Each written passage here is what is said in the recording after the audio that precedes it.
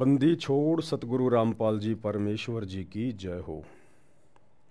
परमपिता परमात्मा सारी सृष्टि के रचनहार, कुल मालिक, असंख्य ब्रह्मांडों के स्वामी, जगत गुरु, तीनों लोकों में प्रवेश करके सबका भरण पोषण करने वाले, राजाधिराज, आत्माधार, नाथों के नाथ, देवों के देव महादेव, सर्वेश्वर महेश्वर, मृत्युंजय, अजरो अमर, आदि अनादि, सनातनी प्रभु, जगत पिता जगदीश्वर, श्री श्री 1008 की उपाधि के वास्तविक अधिकारी, अकाल मूरत सौद स्वरूपी राम, वासुदेव, सर्वगतम ब्रह्म, परम पूज्य, प्रथम पूज्य, परम संत, परम पुरुष, परम धनी, परम दयालु, सत्य कबीर, हक्का कबीर, अल्लाहु कबीर, अल्लाहु अकबर, बाखबर, अल्लाह ताला, जगत के तारणहार, जगत के मुक्तिदाता, जगत के जगन्नाथ, हारे के सहारे, हिंदुओं के राम, मुसलमानों के अल्लाह, सिखों के वाहिगुरु, ईसाइयों के मसीह, दया के सागर दयानिधि, करुणा के सागर करुणानिधि,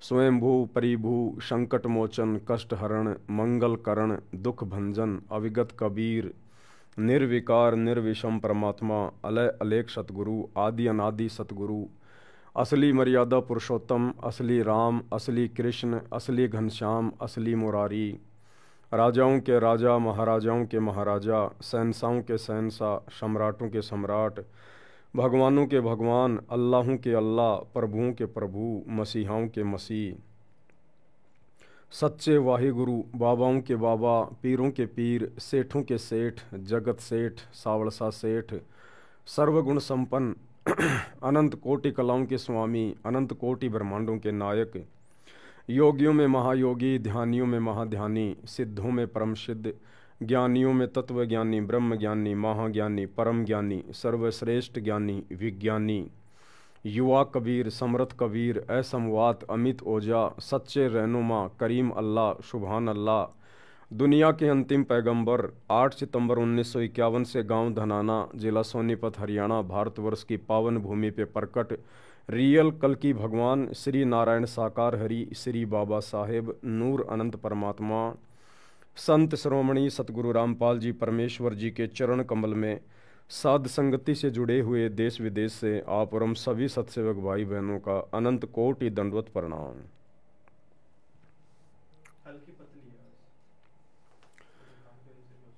सत्साई भाई और बहनों, दया परमपिता परमेश्वर जी की, सारी सृष्टि के सृजनहार, सारी सृष्टि के रचयिता सतगुरु रामपाल जी भगवान की, जिनके शुभ आशीर्वाद से, विशेष आशीर्वाद से आप और हम सभी सत्सेवक भाई बहन साध संगति से जुड़कर गुरु को परमात्मा मान के, ज्ञान को आधार बना के भक्ति मार्ग पर हर प्रकार से मर्यादाओं में रहते हुए दृढ़ता के साथ निरंतर आगे की ओर बढ़ रहे हैं।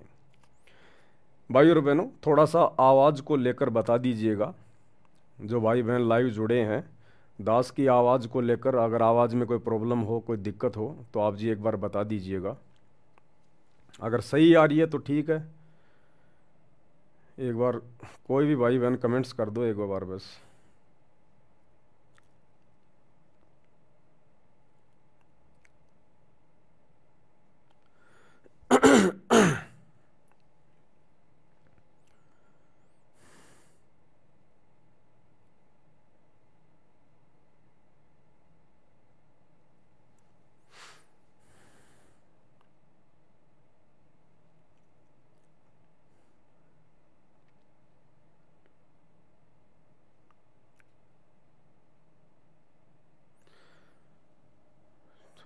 सतसाहिब जी ठीक है, दया परमात्मा की।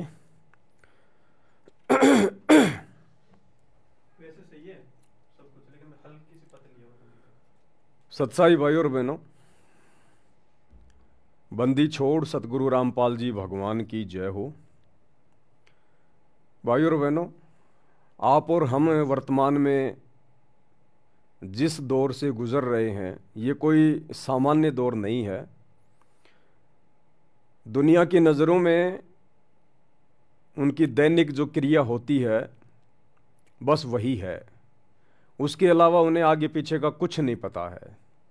ना उन्हें आत्मज्ञान है, ना उन्हें परमात्म ज्ञान है, ना उनको ये पता कि मुझे ये मनुष्य जीवन क्यों मिला है, और मेरा मुख्य कार्य क्या है, जिस कार्य के लिए उस अल्लाह ने, उस परमेश्वर ने मुझे ये मनुष्य शरीर दिया, स्त्री या पुरुष का।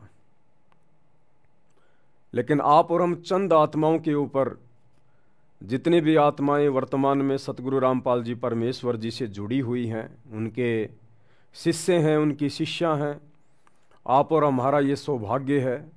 आप और हम संसार की विशेष चुनिंदा आत्माओं में से कुछ एक आत्माएं हैं जो उस अल्लाह ने आप और हमारे ऊपर रजा बख्शी है, दया बख्शी है। जो दया, जो रजा उस परमेश्वर की, उस अल्लाह की वर्तमान में ब्रह्मा विष्णु महेश के ऊपर नहीं है, 33 करोड़ देवी देवताओं के ऊपर नहीं है, चारों शंकराचार्यों के ऊपर नहीं है, मुसलमान धर्म के बड़े से बड़े मुल्ला और मौलवियों के ऊपर नहीं है, जैन धर्म के किसी तीर्थकर के ऊपर नहीं है। वो दया गुरुदेव ने आज आप और हमारे ऊपर बख्शी हुई है। और इस बात का पता लोगों को 2028 के आसपास चलेगा, जब ये परमात्मा सतगुरु रामपाल जी भगवान, दुनिया जिन्हें कल्कि के नाम से यूट्यूब पे ढूंढ रही है, दुनिया भर के भविष्य वक्ता जिनके विषय में भविष्यवाणियां कर रहे हैं, लेकिन वो खोज नहीं पा रहे, सर्च नहीं कर पा रहे कि वास्तव में वो कल्कि है कौन। तो इस दुनिया को उस समय पता चलेगा जब ये कल्कि भगवान, ये सतगुरु रामपाल जी भगवान 2028 के आसपास अचानक से दुनिया के सामने प्रकट होंगे, जैसे नरसिंह खंबा फाड़ के अचानक से प्रकट हुआ था। तो हम आत्माओं ने दुनिया वालों को देखकर या दुनिया वालों की बातें सुनकर हमने अपने मनोबल को कमजोर नहीं करना है। हमारी समझ में आ गया है कि परमात्मा कौन है, भगवान कौन है, अल्लाह कौन है। ये हिंदू, मुस्लिम, सिख, ईसाई ये खाली फालतू में मंदिरों में, चर्चों में, गुरुद्वारों में, मस्जिदों में जा जाकर चिल्लाते हैं, लेकिन वहाँ भगवान नहीं है, अल्लाह नहीं है, वाहिगुरु नहीं है, मसीहा नहीं है। वो अल्लाह, वो परमात्मा, वो सतगुरु कोई जानवर नहीं है, कोई पशु नहीं है जो मुल्ला मौलवी पंडित काजी या कोई भी पाठी या कोई भी पास्टर पोप पादरी उसे रस्से से बांधकर और उस मंदिर मस्जिद में, चर्च या गुरुद्वारे में रख लेगा। वो तो सर्वंग है, सर्वंग रमता राम है, उसकी शक्ति, उसकी सत्ता, उसका वास सृष्टि के कण कण में है।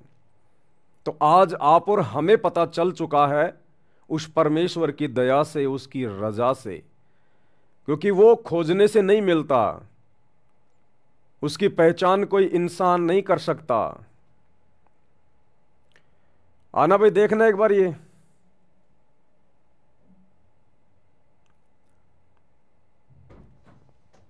हाँ, इसमें से गायब हो गई फोटो। बोल रहा हूँ किसी का क्या बता रहा था, मुझे नहीं जाना।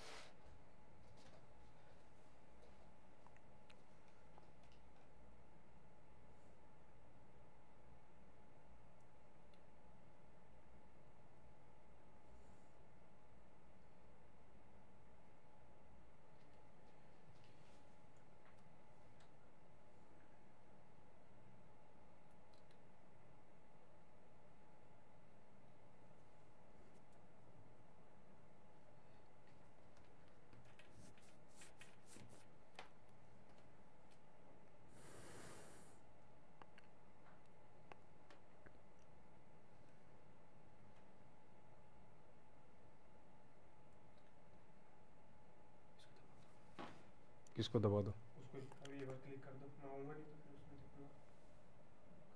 हाँ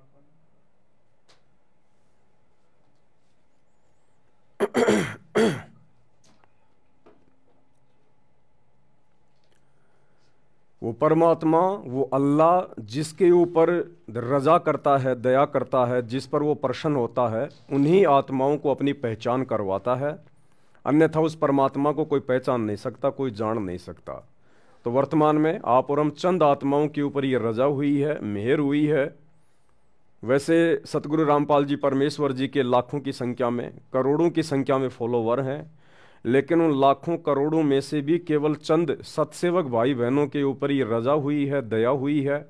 गुरुदेव ने हमारा ज्ञान योग खोला है, हमारी दिव्य दृष्टि खोली है, जो आज हमें गुरु के रूप में परमात्मा दिखाई दे रहे हैं, परमात्मा के दर्शन हो रहे हैं। तो भाई और बहनों, इस रजा को हम सभी भाई बहन इसी प्रकार से बरकरार रखें, और ये रजा बरकरार रहेगी गुरुदेव की मर्यादाओं में रहकर आजीवन उनकी सत भक्ति करते रहने से। अगर आपने मर्यादा तोड़ दी तो भले आप कितनी भक्ति कर लो, कितना आप जी कुछ भी अपने मन में श्रद्धा लगा के बैठे रहो, परमात्मा यानी गुरुदेव हमारे निकट भी नहीं है। हमारी वो बात नहीं बनेगी जिस मोक्ष के लिए हम दिन रात प्रयत्न कर रहे हैं, इतना संघर्ष कर रहे हैं। तो भक्ति हमारे लिए सबसे पहला काम है, सबसे पहला काम। हम कुछ भी करें, लेकिन हमने दो तीन चीजों का विशेष तौर पर ध्यान रखना होगा अगर अपने अल्लाह को प्रसन्न करना है तो। सबसे पहले उनके द्वारा हमें जो भक्ति क्रिया करने को दे दी गई है, पांचों यज्ञ, वो पांचों यज्ञ हमने नियमित करने हैं। 5 यज्ञ कौन कौन से बताए गुरुदेव भगवान ने? ज्ञान यज्ञ और ध्यान यज्ञ। ज्ञान यज्ञ क्या है? गुरुदेव के द्वारा जो सत्संग कर दिए गए हैं, प्रतिदिन उनके सत्संगों को सुनना ज्ञान यज्ञ। सत्संगों को ध्यान से सुनना ध्यान यज्ञ। गुरुदेव ने हमें जो तीनों समय की संध्या आरती दी है, जो त्रिकाल संध्या दी है, तीनों समय की आरतियां करना, विधि विधान से करना, यह है ज्ञान यज्ञ। और आरतियों को ध्यान देकर करना, वाणियां क्या कह रही हैं, अपने भटके हुए मन को रोककर तीनों समय की आरती करना, वो ध्यान यज्ञ। गुरुदेव ने हमें जो सत भक्ति मंत्र दिए हैं जाप करने के लिए, उन मंत्रों के ऊपर ध्यान लगा के जो विधि बताई है सुरति नृत्य मन और पवन से, उस विधि से मंत्रों का जाप करना ज्ञान यज्ञ और ध्यान यज्ञ में आता है। परमेश्वर की महिमा करना ज्ञान यज्ञ और ध्यान यज्ञ में आता है। तीसरा यज्ञ है हवन यज्ञ। यानी हमने अपने घरों में जो जो उपदेशी हैं, उन्होंने देसी घी का दीपक जलाना होता है। खड़ी बत्ती वाला देसी घी का दीपक उन भक्तों ने अपने घर पर जलाना है। और कोशिश करें, परमात्मा दया करें, 24 घंटे हमारे घरों में दीपक जलना चाहिए। 24 घंटे कोशिश कीजिएगा, अपने और जो खर्चे हैं उनको सीमित कीजिएगा, और कोशिश करें परमात्मा का दीपक 24 घंटे देसी घी का खड़ी बत्ती वाला हमारे घर में जलना चाहिए। और चौथी यज्ञ है दंडवत, यानी अपने गुरुदेव भगवान को दंडवत प्रणाम करना। दंडवत प्रणाम करने की भी गुरुदेव ने विधि बताई है। यदि आप आधीनी के साथ, आपके अंदर दासातन होना चाहिए, दास भाव होना चाहिए, और वो दिखावटी दास भाव नहीं चलेगा, दिखावटी आधीनी वाला भाव नहीं चलेगा। ये परमात्मा है, अंतर्यामी है, हम इसके सामने औपचारिकता नहीं कर सकते, ये हमारे हृदय में बैठा हुआ है। हम बाहर मार्केट में जहाँ भी काम धंधा करते हैं, जो भी अपना बिजनेस व्यवसाय करते हैं, वहाँ तो बार बार हम चिल्लाते हैं, लेबर के ऊपर चिल्लाते हैं, छोटी छोटी बातों के ऊपर मनमुटाव करते हैं, ऊंची आवाज़ में बातें करते हैं, 2 मिनट में हम गुस्सा हो जाते हैं, और जब घर पे आते हैं सुबह शाम तो हाथ जोड़ के गर्दन नीची करके दंडवत प्रणाम करते हैं। तो वो दंडवत प्रणाम परमात्मा स्वीकार नहीं करेगा। गुरुदेव ने बताया जो पतिव्रता स्त्री होती है, वो चाहे अपने घर पे रहे चाहे घर से बाहर रहे, उसका आचार विचार व्यवहार बोलना चलना एक जैसा होना चाहिए। तो हम अपने गुरुजी के सामने दंडवत प्रणाम करते समय तो लंबा लेट रहे हैं, गर्दन नीची कर रहे हैं, नीची आवाज़ में बात कर रहे हैं, और बाहर मार्केट में, बाजार में या अन्य कोई भी व्यवसाय हमारा जैसा भी है, वहाँ हम चिल्ला रहे हैं, चीख रहे हैं, ये नुकसान कर दिया, इसकी भरपाई कौन करेगा, तुम लेबर हो या तुम क्या हो, तुम्हारा दिमाग है या पजामा है। तो परमात्मा उस दंडवत प्रणाम को जो दिखावटी है उसको स्वीकार नहीं करेगा। जब तक परमात्मा यानी सतगुरु अपने भगत के आचार विचार व्यवहार को, उसकी करनी और कथनी को एक जैसा नहीं देखेगा, तब तक परमात्मा उसके दिखावटी दंडवत प्रणाम को स्वीकार नहीं करेगा। और पांचवी यज्ञ है धर्म यज्ञ। धर्म यज्ञ यानी अपनी आमदनी का जो भी आप काम धंधा करते हैं, मेहनत मजदूरी नौकरी करते हैं, उसका 10वां हिस्सा, उसका 10% अंश अपने गुरुदेव भगवान के हाथों में दान करना धर्म के लिए। क्योंकि गुरु जो सुपात्र होता है वो केवल उसका सदुपयोग ही करेगा, वो वापस हमारी सेवा में लगाएगा, हमारे लिए ही व्यवस्थाओं में लगाएगा, भंडारे में लगाएगा। तो सुपात्र को दिया गया दान धर्म यज्ञ कहलाता है। और वर्तमान में जैसे हमारे गुरुदेव भगवान अपने मिशन के तहत कुछ समय के लिए आप और हमारे से दूर हिसार जेल में बैठे हुए हैं, ऐसी स्थिति में आज उनके नाम पर उनके परिवार ने धार्मिक धंधा खोल रखा है, जगह जगह सतलोक आश्रम खोल रखे हैं, जगह जगह नामदान सेंटर खोल रखे हैं। जबकि ये लोग कुपात्र हैं, ये लोग दान धर्म लेने के अधिकारी नहीं हैं, सुपात्र नहीं हैं। बहुत सारे भाई बहनें इनके झांसे में फंसे हुए हैं, लेकिन जो ज्ञानी आत्मा है वो ऐसी गलती नहीं करेगी वर्तमान में, क्योंकि वर्तमान में गुरुदेव की गैर हाजिरी में आज हमारी परीक्षा चल रही है। तो वर्तमान में धर्म यज्ञ कहाँ करें, कैसे करें? पहली बात तो ऐसी विशेष परिस्थितियों में यदि हम धर्म यज्ञ नहीं कर पाते हैं तो हमें दोष नहीं लगता है, क्योंकि हम तो करना चाहते हैं, लेकिन हमारे गुरुदेव भगवान हिसार जेल में बैठे, हमारी मजबूरी है। बाहर जितने भी लोग हैं सब कुपात्र हैं, कोई भी सुपात्र नहीं है। तो दें तो किस आश्रम में दें, कहाँ दें? तो हमारे सामने दो ही विकल्प हैं, या तो हम ज्योति पाठ और दान का अपने घर पर जहाँ दरबार साहिब लगा रखा है, अपने गुरुदेव को परमेश्वर मानकर हम दंडवत प्रणाम करके और संकल्प कर लें कि ये गुरुदेव दास आपके चरणों में ज्योति का, पाठ का या वैसे दान का संकल्प करता है, आप इसको स्वीकार करने की कृपा करें। और गुरुदेव जब आप आश्रम में आ जाओगे उस समय दास आपके चरणों में ये सेवा राशि सौंप देगा। दूसरा तरीका है, यदि आप अपने गुरुदेव भगवान को प्रतिदिन भोग लगा रहे हैं, प्रतिदिन आप उनको इष्ट मान के, परमेश्वर मान के, गीता अध्याय 3 श्लोक 13 के अनुसार भोग लगा रहे हैं, तो ये आपका धर्म यज्ञ में काउंट होता है, ये आपका धर्म यज्ञ में काउंट होता है। कोई भगत भाई बहन हमारे घर पर आते हैं, प्यार प्रेम से भंडारा खिलाओ, उनकी सेवा करो, वो भी धर्म यज्ञ में आता है। और वर्तमान में गुरुदेव का मिशन है साध संगति। साध संगति में जो भी सेवा होती हैं वो परमेश्वर के अनुरूप होती हैं, उनकी प्रेरणा के अनुसार होती हैं। तो साध संगति में जब भी कोई सेवा चलती है, आप जी जैसा भी आपको परमात्मा प्रेरणा करें, आप अपना योगदान उसमें कर सकते हैं, क्योंकि यहाँ आपके एक भी रुपये का किसी भी प्रकार से दुरुपयोग नहीं होगा। जो भी होगा परमात्मा की सेवा में होगा, लोग दिखावे में नहीं होगा, मान बढ़ाई में नहीं होगा, राजनीति में नहीं लगेगा, गुंडों की सीबीआई जांच में नहीं लगेगा, जाटों के आरक्षण में नहीं लगेगा, और स्टेडियम बनाने में नहीं लगेगा, किसी की धर्मशाला बनाने में नहीं लगेगा, काल पुजारियों के लिए भंडारे लगाने में नहीं लगेगा। यहाँ जो लगेगा केवल परमात्मा की सेवा में लगेगा। भाई और बहनों, क्या है, आने वाले समय में परमेश्वर ने भी इस गंदे लोक को छोड़कर अपने सतलोक में जाना है, और जाने के बाद परमात्मा ने हजारों वर्षों तक, जब तक उनका ये भक्ति मार्ग चलेगा, परमात्मा ने यहाँ व्यवस्थाओं को भी संभाल के रखना है। तो रिहर्सल परमात्मा उसकी पहले से ही करवाएगा कि वो कौन आत्मा होंगी, कैसी आत्मा होंगी, जिनके मार्फत आगे हजारों साल मेरा मार्ग चलेगा। तो मेरे बच्चे उनके ऊपर विश्वास करें, ज्ञान को आधार बनाकर। तो परमेश्वर वर्तमान में साध संगति के माध्यम से उस आने वाले समय की रिहर्सल करवा रहे हैं कि आने वाले समय में किस प्रकार से भगत आपस में दान धर्म करेंगे, और किस प्रकार सोच समझ के करेंगे, और सुपात्र को करेंगे, और जिसको दिया जाएगा वो कितना योग्य है, कितना अयोग्य है। तो वर्तमान में ये परीक्षा चल रही है। इस पैसे का दुरुपयोग दास भी कर सकता है, कोई बड़ी बात नहीं है।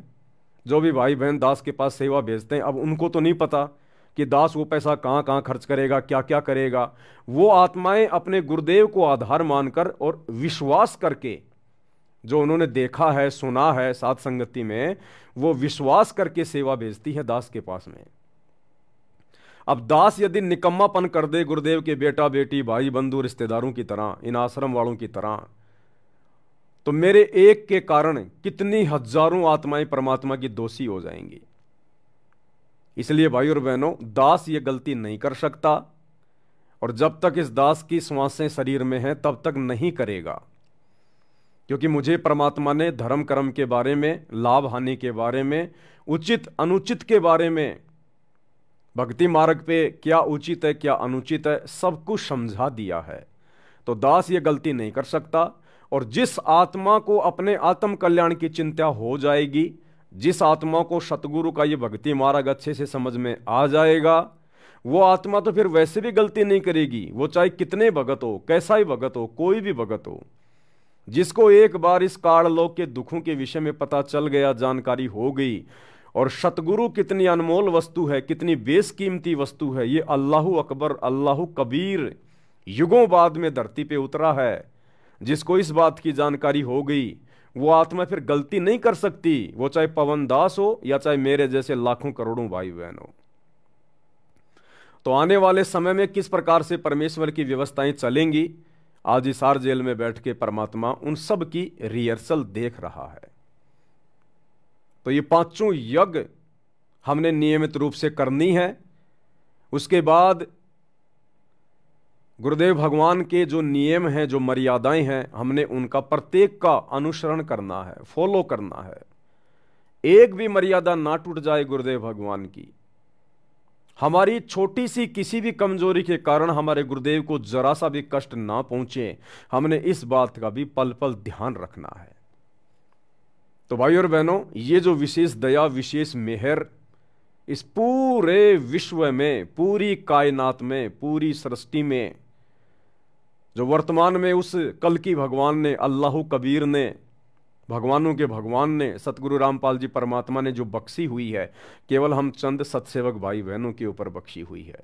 तो आप और हमारा भी फर्ज बनता है, कर्तव्य बनता है कि हम अपने गुरुदेव भगवान की उम्मीदों को ना तोड़ें।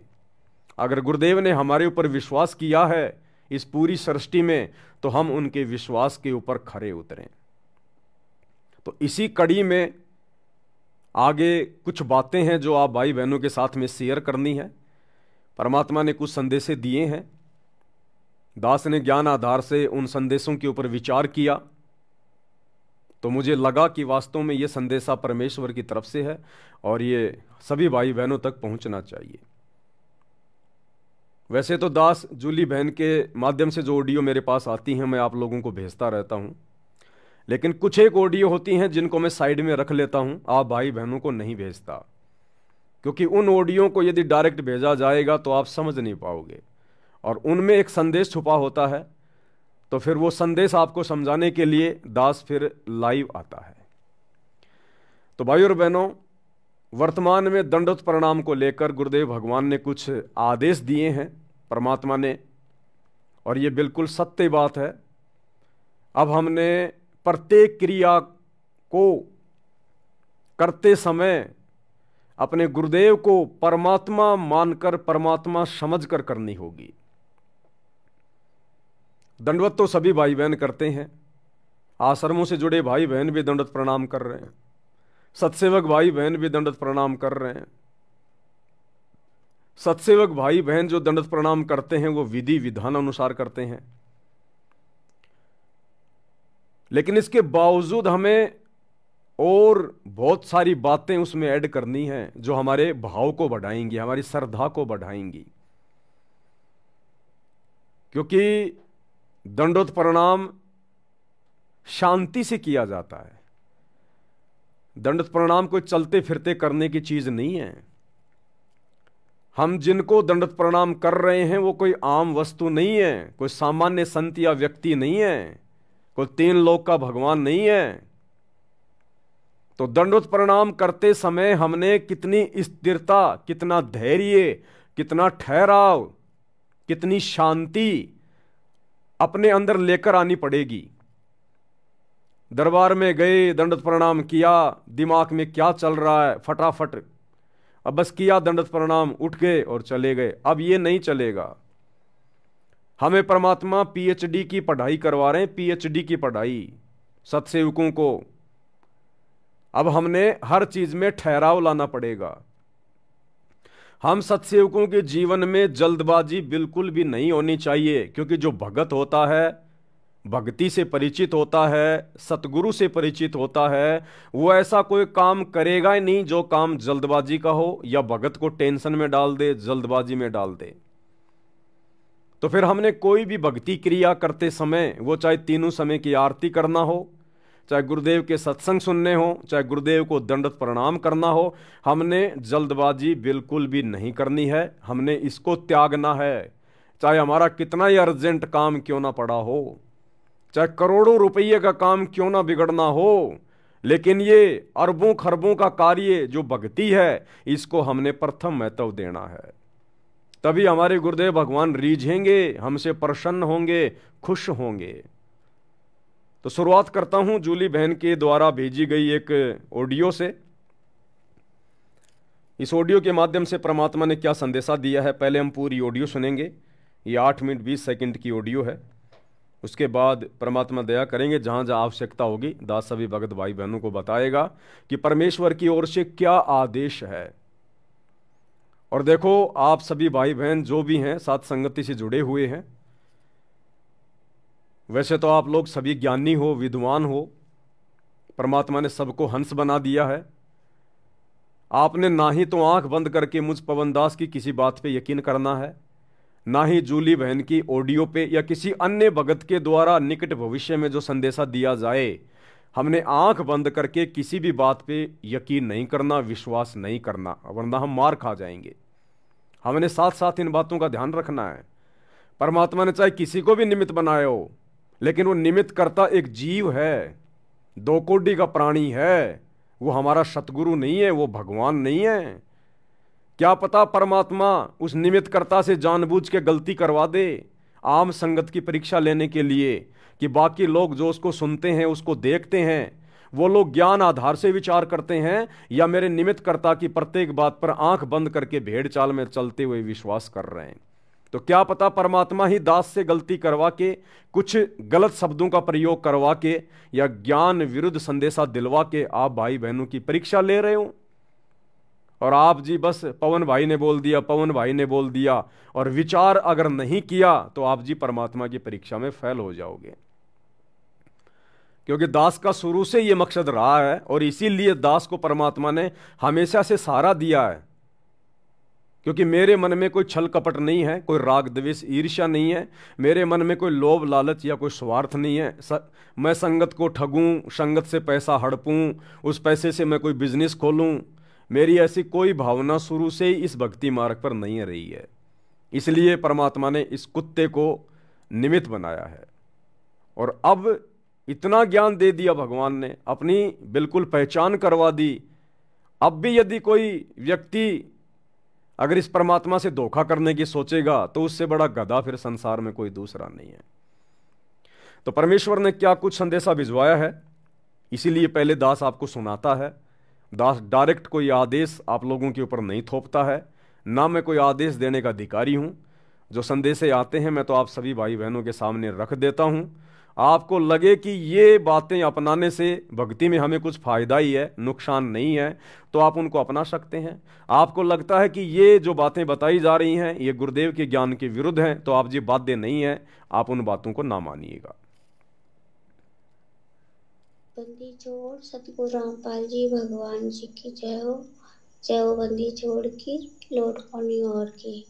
सत्ताई भाई जी, दास जी परमात्मा जी की अभी चरण सेवा कर रही थी, तो मालिक जी ने दिखाया जैसे कि 1998-99 के सत्संग है ना परमात्मा के, जो परमात्मा जा रहे थे की नाम मगर बिहाना सतगुरु वो शब्द गाते हैं, उसमें सभी भाई बहन परमात्मा के पीछे पीछे चलते हैं, परमात्मा जी आगे आगे चलते हैं। वही स्वरूप है मालिक का, उसी तरह से जा रहे। पर जहाँ परमात्मा जा रहा है उसके पीछे, परमात्मा जी के पीछे जो भगत भाई हैं वो पहले वाले नहीं, वो सभी सत्सेवक भाई बहन हैं। परमात्मा जी के साथ जा रहे तो परमात्मा जी गए, वहाँ पे एक स्टेज बना बहुत बड़ा, बहुत बड़े बड़े साउंड लगे हुए हैं, और परमात्मा जी स्टेज पे खड़े हो गए और सबकी जनता नीचे है। तो परमात्मा जी कह रहे हैं, आप लोगों को पता बच्चों, पुण्यात्माओं, परमात्मा को दंडवत प्रणाम कैसे करते हैं? तो सभी भाई बहन तो बोल दिए हाँ पता है। तो बताओ। कि पहले मंत्र करते हैं, फिर परमात्मा दंडवत प्रणाम करते हैं।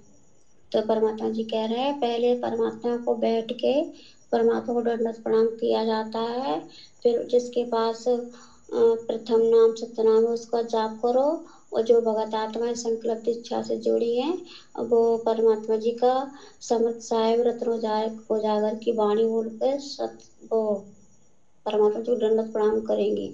क्योंकि जैसे जैसे भक्ति मार्ग में आगे बढ़ते जाएंगे वैसे वैसे कोर्स चेंज, विषय चेंज होते जाएंगे। तो अब तुम पीएचडी के बच्चे हो चुके हो, तो अब तुम एक क्लास की थोड़ी पढ़ाई करोगे कि आज से आना और आज से हम, अभी तुम्हें शोभा नहीं देता है। तो दासी ने कहा कि परमात्मा जी, गुरु जी, दासी तो ऐसे करती है, पवन भैया ने बताया है कि मैं बैठ के परमात्मा को देखना चाहिए, उनके स्वरूप को, फिर हमें चिंतन मनन करके और फिर दंडवत प्रणाम करना चाहिए। तो दासी ऐसे करती है, गुरु को कीजिए दंडवत कोटि कोटि, सॉरी भगवान जी,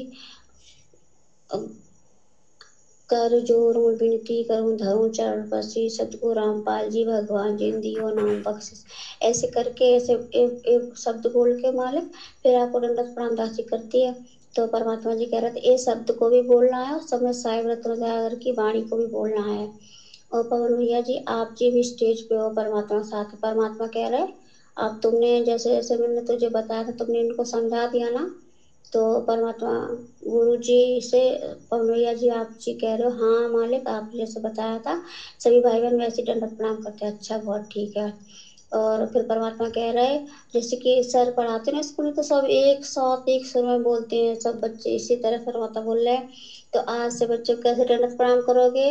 सभी भाई बहन कह रहे जी मालिक जैसे आप बताओगे। हाँ, तो हमने कैसे बताया आपके गुरु जी ने? तो सब भाई बहन कह रहे मालिक जी आपने बताया कि समृद्ध साहिब रत्न उजागर की वाणी साथ में दंडवत प्रणाम करना है, जो भाई बहन जुड़े हुए हैं वो, और बाकी का पवन बेटा तुम्हें समझा देगा, पवन बेटा को समझा देगा ना। तो पवन भैया आप जी ने कहा जी मालिक, और सभी भाई बहन कह रहे जी मालिक। तो पवन भैया ने आपको कैसे बताया था दंडवत प्रणाम करने के लिए? तो सभी भाई बहन बता रहे, परमात्मा पवन भैया ने बोला था कि हमें ऐसे बैठ के परमात्मा को स्वरूप देख करके मंत्र का जाप करके फिर दंडवत प्रणाम करना। हाँ बेटा, ऐसे करना, पर आप भक्ति मार्ग में और चेंजिंग होंगी, और एक गधे घोड़े की तरह थोड़ी दंडवत प्रणाम करना आए और लौट कर नहीं, अब ये नहीं चलेगा। तुम्हारा गुरु तुम्हारे हृदय में विराजमान है, और गुरु जी हर गतिविधि पर नजर रखता है। और अगर तुम फॉर्मोलिटी करोगे भक्ति मार्ग में तो परमात्मा भी फॉर्मोलिटी करेगा, फॉर्मोलिटी करेगा। इसलिए तुम्हें, और जो है ना, जो सुमरन करना है, एकाचित्र होकर सुमरन करना है, एक जगह बैठ के सुमरन करना, ना कि चलते फिरते खाते पीते नहीं। अब बेटा ये नहीं चलेगा, अब तुम पीएचडी के बच्चे हो चुके हो।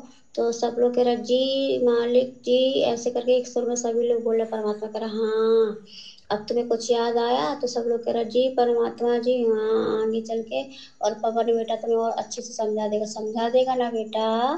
तो पवन भैया जी आप जी कह रहे जी मालिक।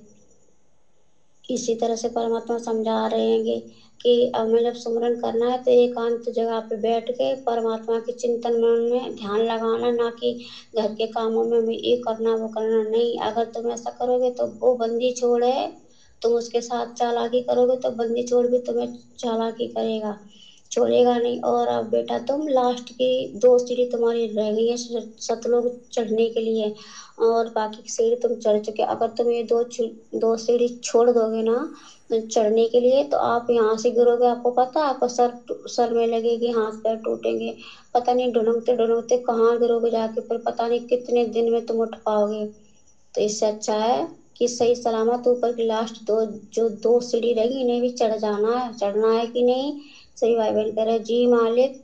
इसी तरह से परमात्मा जी कह रहे हैं, हमने जैसे जैसे पवन बेटा को बताया था भक्ति मार्ग में, उसी तरह से पवन बेटा ने तुम सबको बताया ना।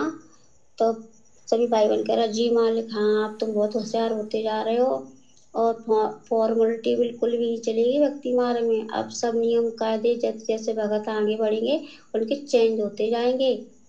तो पवन भैया आप जिसे परमात्मा कह रहे हैं बेटा इनको अच्छे से और समझा देना। आपके जो भाई बहन है ना बहुत भोले हैं, कुछ तो समझ जाएंगे, वो कुछ नहीं समझ पाएंगे। आपको पता है ना आपका गुरु जी क्या है, आपका गुरु जी संदेशा कुछ देता है, बताना कुछ चाहता है शॉर्ट में, आप जानते हो ना। तो पवन भैया जी आप जी कह रहे जी मालिक, सर झुका के जी मालिक, अच्छे से इनको समझा देना ताकि ये भक्ति मार्ग को त्रुटि ना करें। और परमात्मा जी इसी तरह से कह रहे बेटा भक्ति मार्ग में तुम्हें दृढ़ता के साथ में आगे बढ़ना है, बिल्कुल भी किसी के देखने में बहकाव में नहीं आना है। समय अब बीतता जा रहा है और तुम्हें जल्दी जल्दी भक्ति मार्ग में आगे बढ़ना है। तो सभी भाई बहन कह रहे हैं हाँ परमात्मा आपकी दया रहेगी, दया करना परमात्मा। तो परमात्मा कह रहे दया करेंगे। देखो अगर तुम्हारा गुरु दुनिया की नजर में तुम्हारा गुरु जेल में है, पर हकीकत में तो तुम्हें पता है तुम्हारा गुरु तुम्हारे हृदय में विराजमान है। अगर तुम्हारा गुरु तुम्हारे हृदय में विराजमान नहीं हो तो एक काल तुम्हें कच्चा चबा जाए, कच्चा खा जाए, एक पल के लिए तुम्हें नहीं छोड़े। तुम्हारा गुरु एक क्षण के लिए तुम्हें नहीं छोड़ता। जैसे गौ अपने बच्चे पे नजर रखती है, इसी तरह गुरु तुम्हारा तुम पे नजर रखता है और हृदय में निवास करता है। और हृदय में परमात्मा निवास करता है, वहां पे बैठ के सब गतिविधि पर ध्यान देता है। चालाकी बिल्कुल भी नहीं चलेगी, दिखावा भक्ति मार्ग में बिल्कुल भी नहीं चलेगा। इसी तरह परमात्मा ये सब बता रहे हैं और आपको समझा रहे हैं कि बेटा इन्हें अच्छे से समझा देना। अब आप जो भक्ति मार्ग में जो भी बच्चे हैं अब नियम चेंज होंगे, और जो संकल्प दीक्षा से हैं वो ऐसी मतलब परमात्मा दंडवत प्रणाम करेंगे। पहले समरस साहिब की वाणी बोलेंगे फिर दंडवत प्रणाम करेंगे। उससे पहले तो मतलब जो बोलते हैं ना कर जो विनती करूं धरूं चरण पर शीश, ये वाणी भी बोलनी है, उसके बाद समरस साई वाली भी बोलनी है। और इस वाणी को पवन बेटा और अच्छे से तुम सबको समझा देगा। इसी तरह से परमात्मा कह के और सबको आशीर्वाद दे के और फिर परमात्मा जी चले गए। और आप जी ने फिर वो मतलब ले ली किताब सी, उसमें आप मतलब सबके नंबर ऐड कर रहे हो, तो लिख रहे हो किस किस को समझाना है किस किस को नहीं। बस इतना ही परमात्मा जी ने दिखाया है। बंदी छोड़ सतगुरु रामपाल जी भगवान जी की जय हो। सत्साई भाई और बहनों, संदेशा आप सभी ने सुन लिया है। संदेशा परमात्मा की तरफ से है, क्योंकि दास भी ऐसा वैसा कोई संदेशा आप जियों को नहीं देगा जो हमारे किसी मतलब का ना हो। अब ये क्या है भाई और बहनों, परमात्मा चाहते हैं कि जो आत्माएं चुन ली गई हैं, जिन आत्माओं को सेलेक्ट कर लिया गया है सतलोक के लिए साथ संगति से जोड़कर, आने वाला समय खराब है, विनाशकारी है, परेशानी सब पे आएगी। तो उस समय से पहले पहले आत्माओं को और अधिक चार्ज किया जाए, उनको दृढ़ किया जाए। अब आत्मा कैसे दृढ़ होगी, कैसे आत्मा चार्ज होगी? जब सतगुरु रूपी चार्जर लगेगा, सतगुरु हम पे प्रसन्न होगा, खुश होगा, मेहरबान होगा। इन बातां के पाइए कर सतगुरु नजर निहाल, राजी कर सतगुरु रूठे नू। हम लाख जन्म भक्ति कर लें, लाख मालाएं फेर लें, कितना ही दान धर्म कर दें, अगर हमारा सतगुरु हमसे प्रसन्न नहीं हुआ तो हमारी भक्ति व्यर्थ जाएगी। व्यर्थ का मतलब जो भक्ति हमने की है परमात्मा उसका प्रतिफल तो दे देगा, लेकिन मोक्ष नहीं हो पाएगा। तो हमने गुरु को प्रसन्न करना है, खुश करना है, गदगद करना है गुरुदेव भगवान को।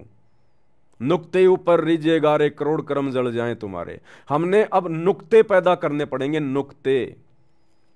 और इस कलयुग की बिचली पीढ़ी में सबसे बड़ा नुक्ता केवल एक ही है। यदि आपने अपने गुरु को अपने हृदय से, अपनी आत्मा से, मन कर्म वचन से परमात्मा मान लिया, कबीर भगवान मान लिया, अल्लाहों का अल्लाह मान लिया, तो ये परमात्मा आपके ऊपर अति प्रसन्न होगा, गदगद होगा, गदगद।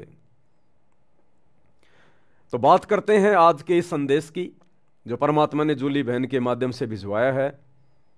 परमात्मा ने कहा कि बच्चों तुम कैसे दंडवत करते हो, तो सभी भाई बहनों ने बताया कि परमात्मा जैसा आपने पवन भगत जी को निमित्त बनाया और हमारे तक जो संदेशा आया उस हिसाब से परमेश्वर हमने आपके सत्संगों में देखा, आपकी पुस्तकों में देखा। जब नित्य नियम के ऊपर वीडियो बने तो हमारे गुरु भाई पवन ने दिखाया कि किस प्रकार से अष्ट अंग से दंडवत प्रणामा संध्या प्रात करे निष्कामा।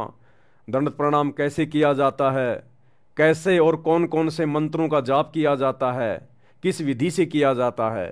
तो गुरुदेव बड़े प्रसन्न हुए और गुरुदेव ने कहा कि अब और थोड़ा आगे बढ़ना है।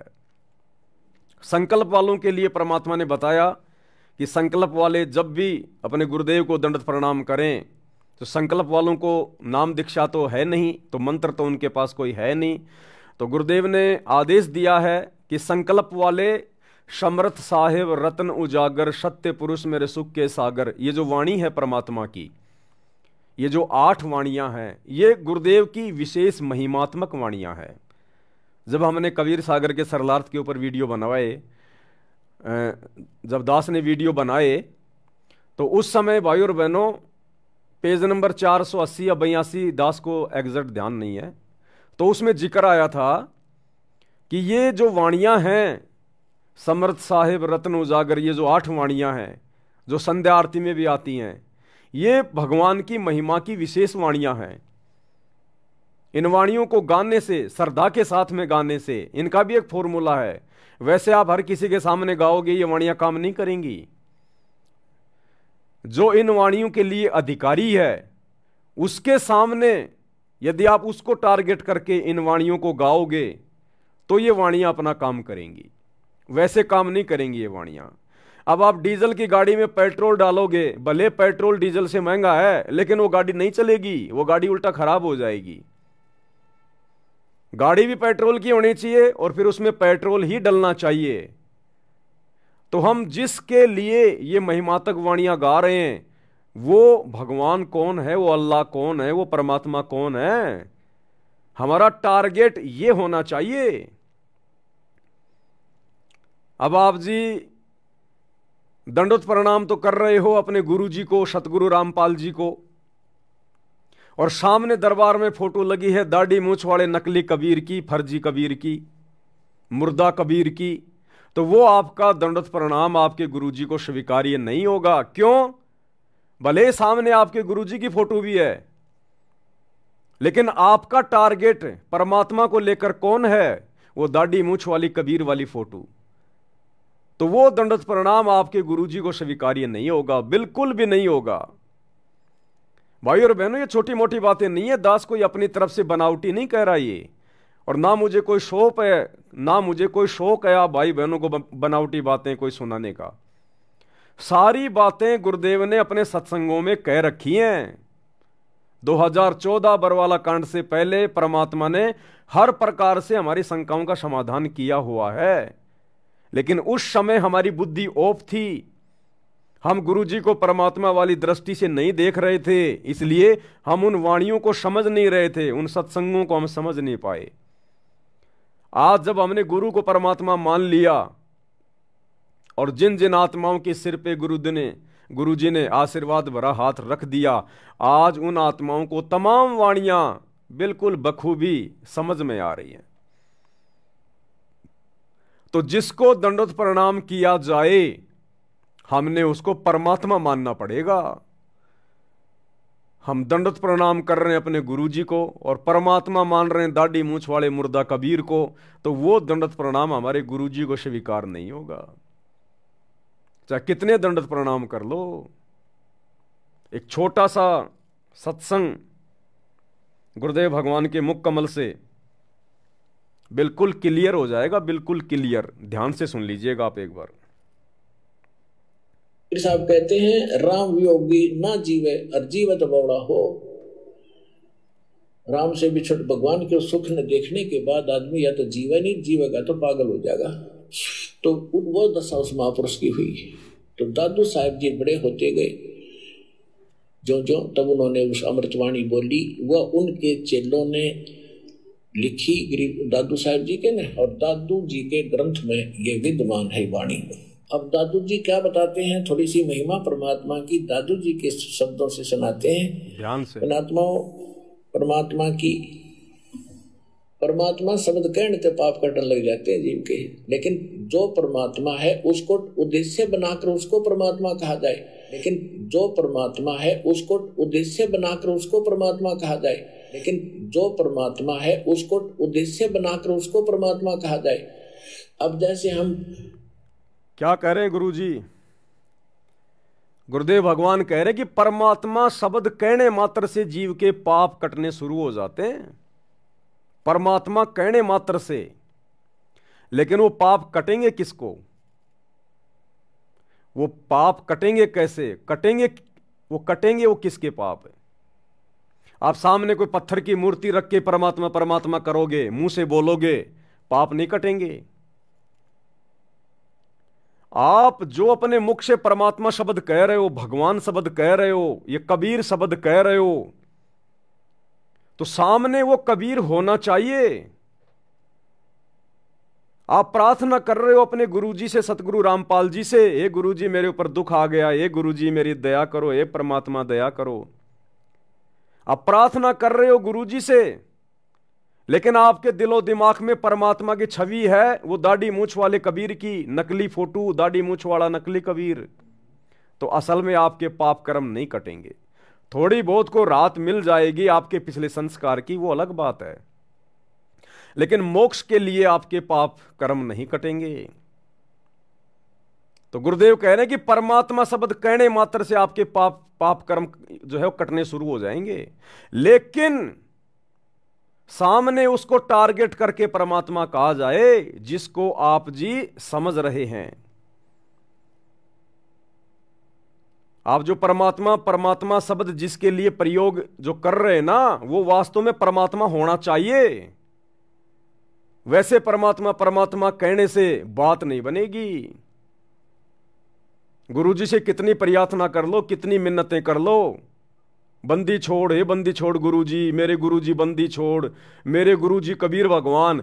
और यदि आपने अपने गुरु के अलावा किसी और को कबीर भगवान मान रखा है,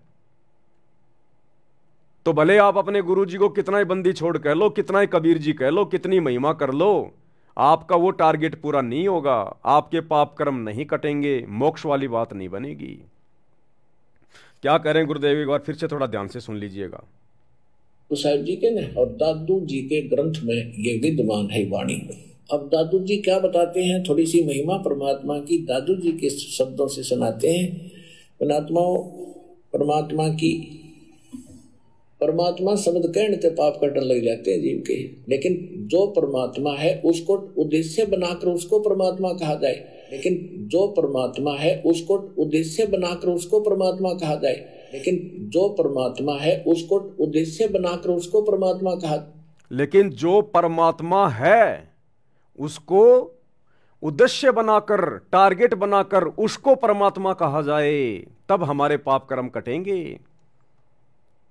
तो हम तो 90% भाई बहन जो सतलोक आश्रमों से जुड़े हैं, हमारा जो टारगेट है, हमारा जो उद्देश्य है परमात्मा वाला, वो तो दाढ़ी मूछ वाले नकली कबीर का है। हम तो उस दाढ़ी मूछ वाले नकली कबीर को कबीर भगवान समझ रहे हैं, कबीर परमात्मा समझ रहे हैं, तो हमारे पाप कर्म नहीं कटेंगे। तो ये दया भी साथ संगति से जुड़े हुए सत्सेवक भाई बहनों के ऊपर हुई है कि हमने अपने गुरुजी को ही कबीर भगवान मान लिया, कबीर परमात्मा मान लिया, तब जाकर हमारे पाप कर्म कटे हैं। अरे हमारे पाप कर्म कटे हैं तभी तो हमें गुरु में परमात्मा दिखाई दिया। हमारे पाप कर्म कटे हैं तभी तो आज हम निसंशय होके, दोष रहित होके और गुरु को परमात्मा मान के भक्ति कर रहे हैं। हमारे पाप कर्म कटे हैं तभी तो हमारे को ये दिव्य दृष्टि प्राप्त हुई है, हमारा ज्ञान योग खुला है कि आज हम नीर और खीर का निवेरा कर पा रहे हैं।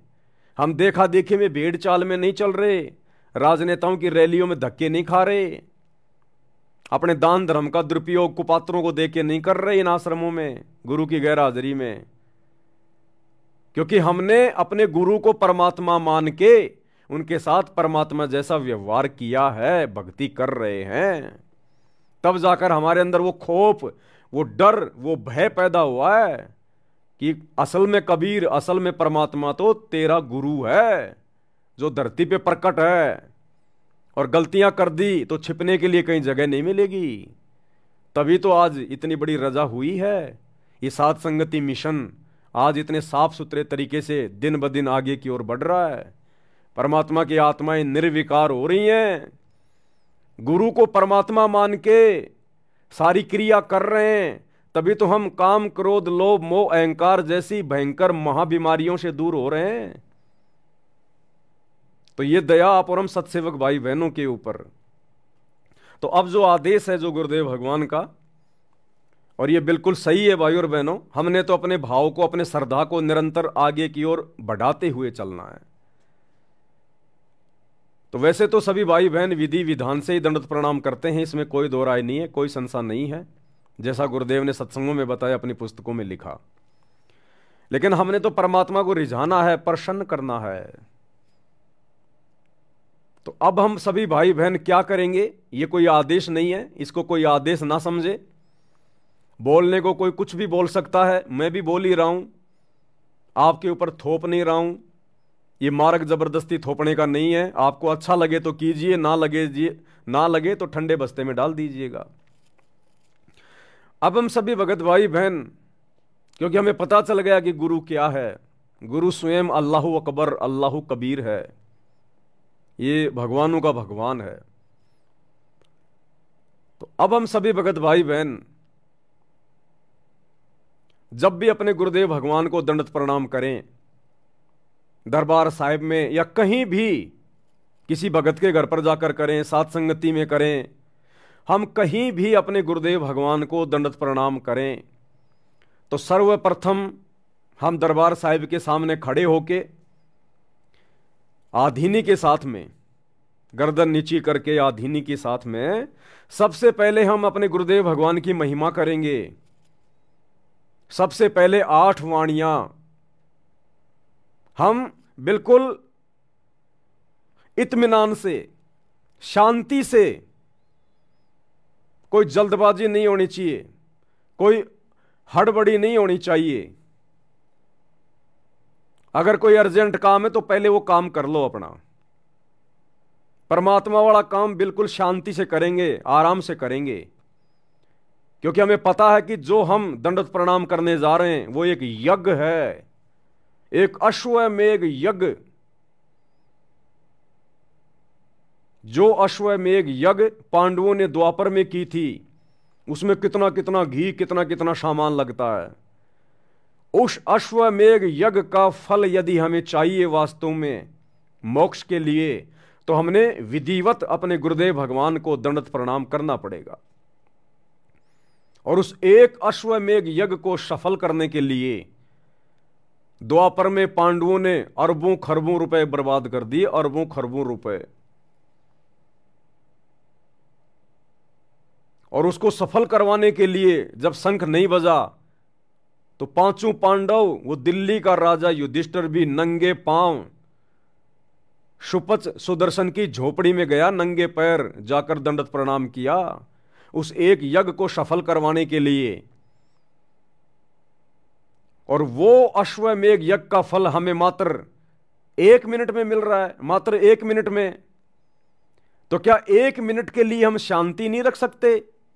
अपने आप को दुनिया भर की चिंताओं से, 100 प्रकार के काम धंधों की टेंशन से दूर नहीं कर सकते? हमने तो सब कुछ सोचना विचारना बंद कर देना चाहिए जब हम अपने गुरुदेव भगवान को दंडवत प्रणाम करें, क्योंकि सारे कार्य तो उन्हीं से हो रहे हैं। बिगड़ भी गया तो संभालने वाला भी वही है। और सच्ची श्रद्धा से गुरु को दंडवत करने वाले के काम बिगड़ते भी नहीं है।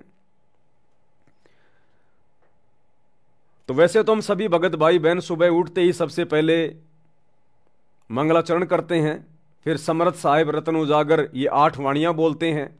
ये तो हमारा रूटीन है, ये तो रहेगा, इसमें तो कोई दिक्कत नहीं है, कोई दो राय नहीं है। लेकिन जब हम दरबार साहिब में जाएं दंडवत प्रणाम करने के लिए, तो अब हम सभी भगत भाई बहनों ने क्या करना है आगे से, अपने गुरु जी को प्रसन्न करने के लिए, रिझाने के लिए। और हमारे भाव भी बनेंगे। परमात्मा यही तो चाहते हैं, इनके भाव बने, इनकी श्रद्धा बने, इनके अंदर गुरु जी के प्रति प्रेम और ज्यादा बढ़े। क्योंकि बिना प्रेम के हम सतलोक जा नहीं पाएंगे। बिना प्रेम पावे नहीं चाहे करोड़ समाधि ला, प्रेम केवल अपने गुरु जी में। तो अब हम जब भी दंडवत प्रणाम करें दरबार साहिब में या कहीं भी, तो सबसे पहले हम दरबार साहिब में जाके हाथ जोड़ के खड़े हों आधीन भाव से। और उसके बाद ये 8 वाणियां हम सभी भगत भाई बहन खड़े होके गाएंगे। समरथ साहिब रतन उजागर, सत्य पुरुष मेरे सुख के सागर। जूनी संकट मेटो गुसाई, चरण कमल की मैं बलि जाही। भाव भगति दी जो परवाना, साधु संगति पूर्ण पद ज्ञाना। जन्म कर्म मेटो दुख धुंधा, सुख सागर में आनंद कंदा। निर्मल नूर जहूर जुहारम, चंद्र गता देखो दीदारम। तुम हो बंकापुर के वासी, सतगुरु काटो यम की फांसी। मेहरबान हो साहिब मेरा, गगन मंडल में दीजो डेरा। चक्वे चिदानंद अविनाशी, रिधि सिद्धि दाता सब गुण राशि। पिंड पराण जिन दीन दाना, गरीब दास जाकू कुर्बाना। पिंड पराण जिन दीन दाना, गरीब दास जाकू कुर्बाना। तो ये परमात्मा की विशेष महिमात्मक वाणियां हैं। इनमें हमने सब कुछ मांग लिया, हमने और कुछ भी मांगने की जरूरत नहीं है। हमने सब कुछ मांग लिया परमात्मा से। और बार बार जब हम इस प्रकार से गुरुदेव की महिमा करेंगे निष्काम भाव से, हमारे अंदर कोई इच्छा नहीं होनी चाहिए कि इन वाणियों के माध्यम से मैं गुरु जी से कुछ मांगूं, कुछ मांग रहा हूं। नहीं, हमने तो केवल उनकी महिमा में वाणियां उनको समर्पित करनी है। लेना देना वो परमात्मा पे छोड़ दो। जब लग भक्ति सह कामना, तब लग निष्फल सेव। कहे कबीर वे क्यों मिले निष्कामी निज देव। तो इन वाणियों में सब कुछ आ गया। हमने इन वाणियों में संसार का धन भी मांग लिया जितना हमें आवश्यक है। हमने अपने स्वस्थ शरीर के लिए भी हमने परमात्मा से कामना कर ली, हमने प्रार्थना कर ली। जन्म मरण का रोग समाप्त करवाने के लिए भी हमने परमात्मा से जो है प्रार्थना कर ली। हमने सब कुछ मांग लिया, हमने इन वाणियों में सब कुछ मांग लिया। लेकिन परमात्मा इन वाणियों को उस समय स्वीकार करेगा जब आप सच्चे भाव से, सच्चे हृदय से और एकमात्र अपने गुरु को ही अपना परमात्मा मान के उनके सामने वाणियां बोलोगे। अगर आपके दरबार साहिब में गुरु जी के अलावा दादा गुरु जी की फोटो रखी है, पंडित चिदानंद जी की फोटो रखी है, गरीबदास जी की फोटो रखी है, स्वामी रामदेवानंद जी की फोटो रखी है, तो ये वाणियां परमात्मा स्वीकार नहीं करेगा। क्योंकि आपके दरबार में तो 5-5 पति बैठे हैं, 5-5 पति, और 5-5 पतियों वाली औरत कभी भी सुखी जीवन नहीं जी सकती। महाभारत की द्रौपदी का उदाहरण है। हमने पतिव्रता पद पे आकर ये वाणियां अपने गुरुदेव को समर्पित करनी पड़ेंगी सच्चे हृदय से। हमारे शौपन में भी गुरुदेव के अलावा दूसरा कोई कबीर भगवान नहीं होना चाहिए। शौपन में भी तब ये वाणियां गुरुदेव को स्वीकार होंगी। और कहते हैं राम नाम रटते रहो जब तक घट में प्राण, और कबू तो दीन दयाल के भिनक पड़ेगी कान। कभी न कभी तो गुरुदेव हमारे इन शब्दों को लेंगे, कभी न कभी तो गुरुदेव हमारे इन शब्दों को सुनेंगे। सुनने को तो गुरुदेव हमेशा ही सुनते हैं, लेकिन जिस दिन हम सच्चे भाव से सुनाएंगे उस दिन गुरुदेव इनको सुनेंगे। जाकी रही भावना जैसी, प्रभु मूरत उन देखी वैसी। तो जिस सच्चे भाव से, सच्ची श्रद्धा से हम अपने गुरुदेव के सामने उनकी महिमा करेंगे, ये वाणियां बोलेंगे, उसी श्रद्धा से परमात्मा उसी हिसाब से उन वाणियों को स्वीकार करेगा और अपना आशीर्वाद देगा। कहते हैं ना, जितना गुड़ डालोगे उतना ही मीठा होगा। मुंह से मीठा मीठा कहने से बात नहीं बनेगी। जितना मीठा डालोगे दूध में या चाय में, वो उतना ही मीठा होगा। चाय बनाते समय मीठा मीठा, चीनी चीनी, शक्कर शक्कर करोगे तो वो चाय, वो दूध मीठा नहीं होगा।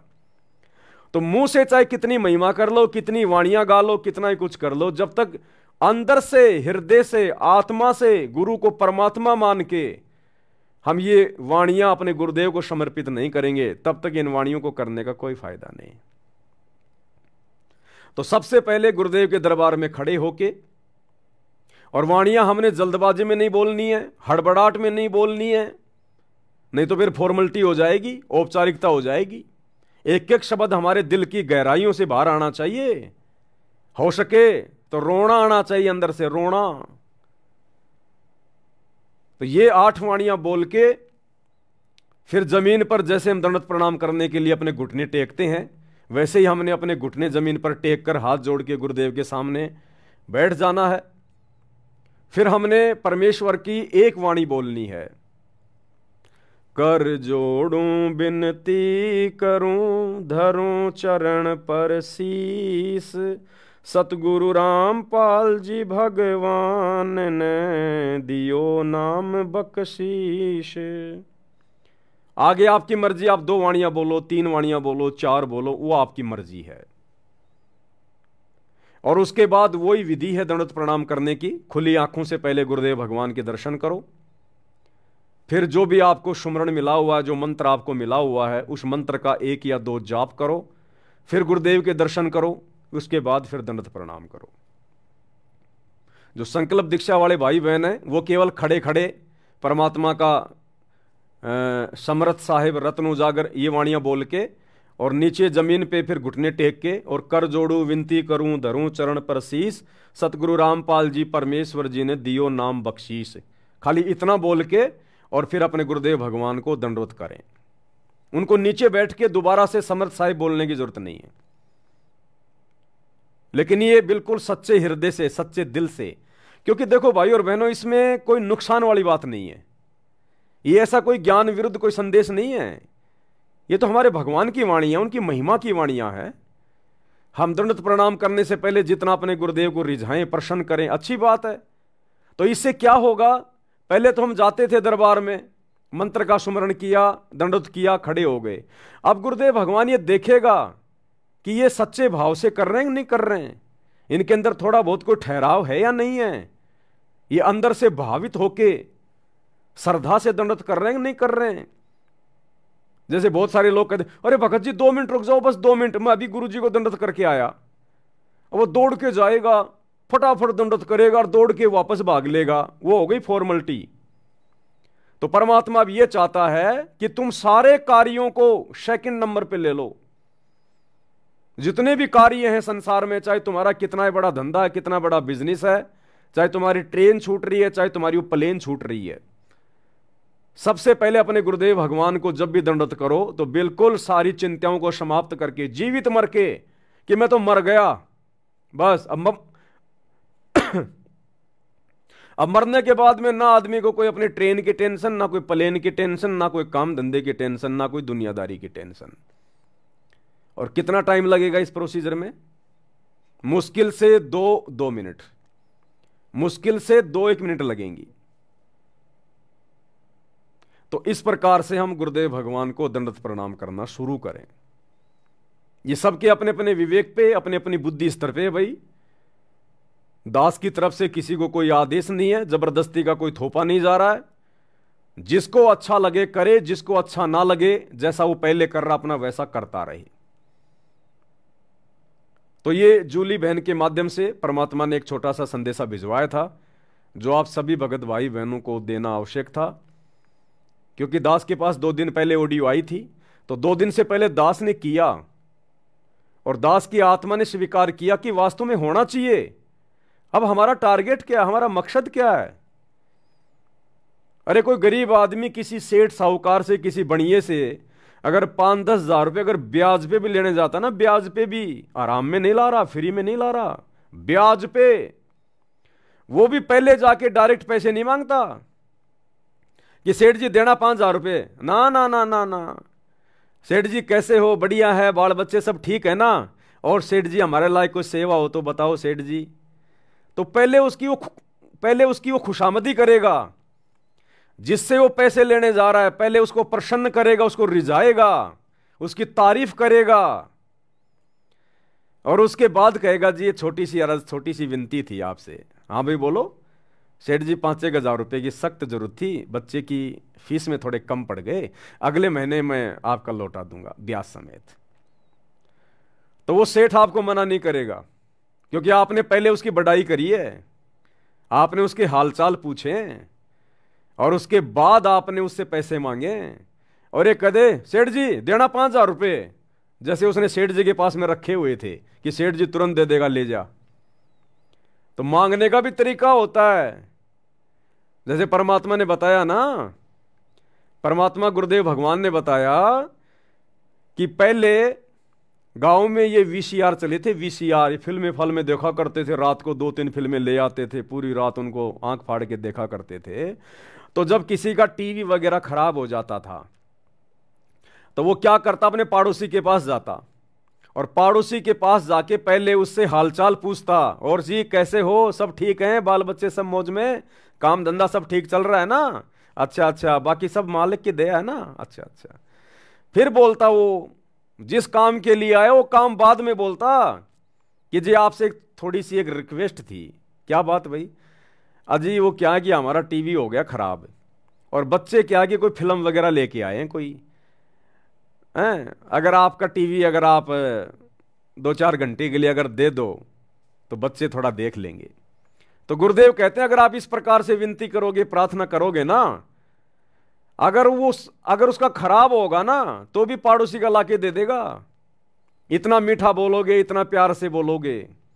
और एक जाते गए, ओए तुम्हारा टीवी दे दो ना तुम्हारा, तो वो अगर होगा तो भी मना कर देगा, हमारा तो खराब हो गया, हमारे के तो आई सी फूक गई, हमारा टीवी काम नहीं कर रहा अभी 4 दिन से। तो इसी प्रकार भाई और बहनों, हमने अब जाते दंडत नहीं मारना, जाते लंबा नहीं लेटना, हमने ठहराव, गुरुदेव को प्रसन्न करें, गुरुदेव को हम ये विश्वास दिलाएं कि परमात्मा आपसे बढ़कर हमारे लिए और कोई नहीं है, आपकी भक्ति से बढ़कर अब हमारे जीवन में और किसी काम के लिए कोई हड़बड़ी नहीं है, आप हमारे लिए प्रथम हैं, सर्वोपरि हैं। तो अब हमने गुरुदेव को विश्वास भी दिलाना है कि हम खाली देखा देखी में कर रहे हैं या वास्तव में हमारे अंदर वो भाव श्रद्धा भी है कि नहीं है। तो इस प्रकार से हमने अपने गुरुदेव भगवान की गैर हाजिरी में ध्यान रखना भाइयों और बहनों, ये जो दंडवत प्रणाम करने की विधि है ये केवल गुरुदेव की गैर हाजिरी में। अगर गुरुजी साक्षात सामने खड़े हैं प्रत्यक्ष, तो फिर हमने समर्थ साहिब वाला शब्द नहीं बोलना, फिर हमने टाइम नहीं लगाना ज्यादा। अगर गुरुजी सामने खड़े हैं, प्रत्यक्ष खड़े हैं, जैसे हम कभी आश्रम में गए, सामने गुरुदेव हैं, या अचानक से आपके घर पे आ गए गुरुजी, तो फिर आपने खड़े होके 2 मिनट वाणियां नहीं बोलनी। गुरुजी को हमने वेट नहीं करवाना, इंतजार नहीं करवाना, क्योंकि गुरुजी प्रत्यक्ष में खड़े हैं। उस समय हमने तुरंत जमीन पर घुटने टेक देने हैं और जो भी आपको 1 या 2 मंत्र मिला हुआ है तुरंत उसका जाप करें और तुरंत गुरुदेव को दंडवत प्रणाम करें। अगर गुरुदेव सामने खड़े हैं, प्रत्यक्ष खड़े हैं, तो फिर हमने बहुत ही शॉर्ट में दंडवत करना है, बहुत ही शॉर्ट में, ताकि हमारे कारण हमारे गुरुदेव को खड़ा ना रहना पड़े। और गुरुदेव की गैर हाजिरी में हमने इस प्रकार से दंडवत प्रणाम करना है, जो अभी परमात्मा ने जूली बहन के माध्यम से ऑडियो भिजवाई है। शांति से, इत्मीनान से, धैर्य के साथ में समरथ साहिब रत्न उजागर ये 8 वाणियां जमीन पे घुटने टेकिए, प्यार प्रेम से, आदीनी भाव से गुरुदेव के लिए 1-2 वाणियां बोलिए। जो भी आपका मन करे, जो भी आपकी इच्छा करे, जरूरी नहीं है कि खाली वो ही बोलनी है कि भैया कर जोड़ूं विनती करूं। जो भी वाणियां आपके अंदर से, जो भी वाणियां निकल जाएं वही वाणियां बोल दो, 2, 4, 5 आपकी इच्छा। और उसके बाद आराम से अपना मंत्र का सुमरण करते हुए अपने गुरुदेव भगवान को दंडवत प्रणाम करें। यह गुरुदेव की गैर हाजिरी की प्रोसीजर है। गुरुदेव की गैर हाजिरी में हम चाहे आश्रमों में जाएं, चाहे कहीं भी जाएं। मान लीजिए गुरुजी आश्रम में है, अब ये तो है नहीं कि हम आश्रम में गए गुरुजी हमारे को सामने मिलेंगे खड़े, तो आश्रम में जाएंगे, दंडवत प्रणाम स्थल पे जाएंगे, वहां जब दंडवत करेंगे तो वहां भी हमने इसी प्रकार से शांति से, धैर्य से, इत्मीनान के साथ 8 वाणियां बोल के हमने दंडवत प्रणाम करना है। हाँ, आश्रम में अगर गुरुजी हमारे सामने खड़े हैं और हमें दंडवत प्रणाम करने का मौका मिल गया तो हमने तुरंत दंडवत करना है। जैसे गुरुजी सामने से आ रहे हैं तो सभी भाई बहन क्या करेंगे, तुरंत दंडवत करेंगे परमात्मा को।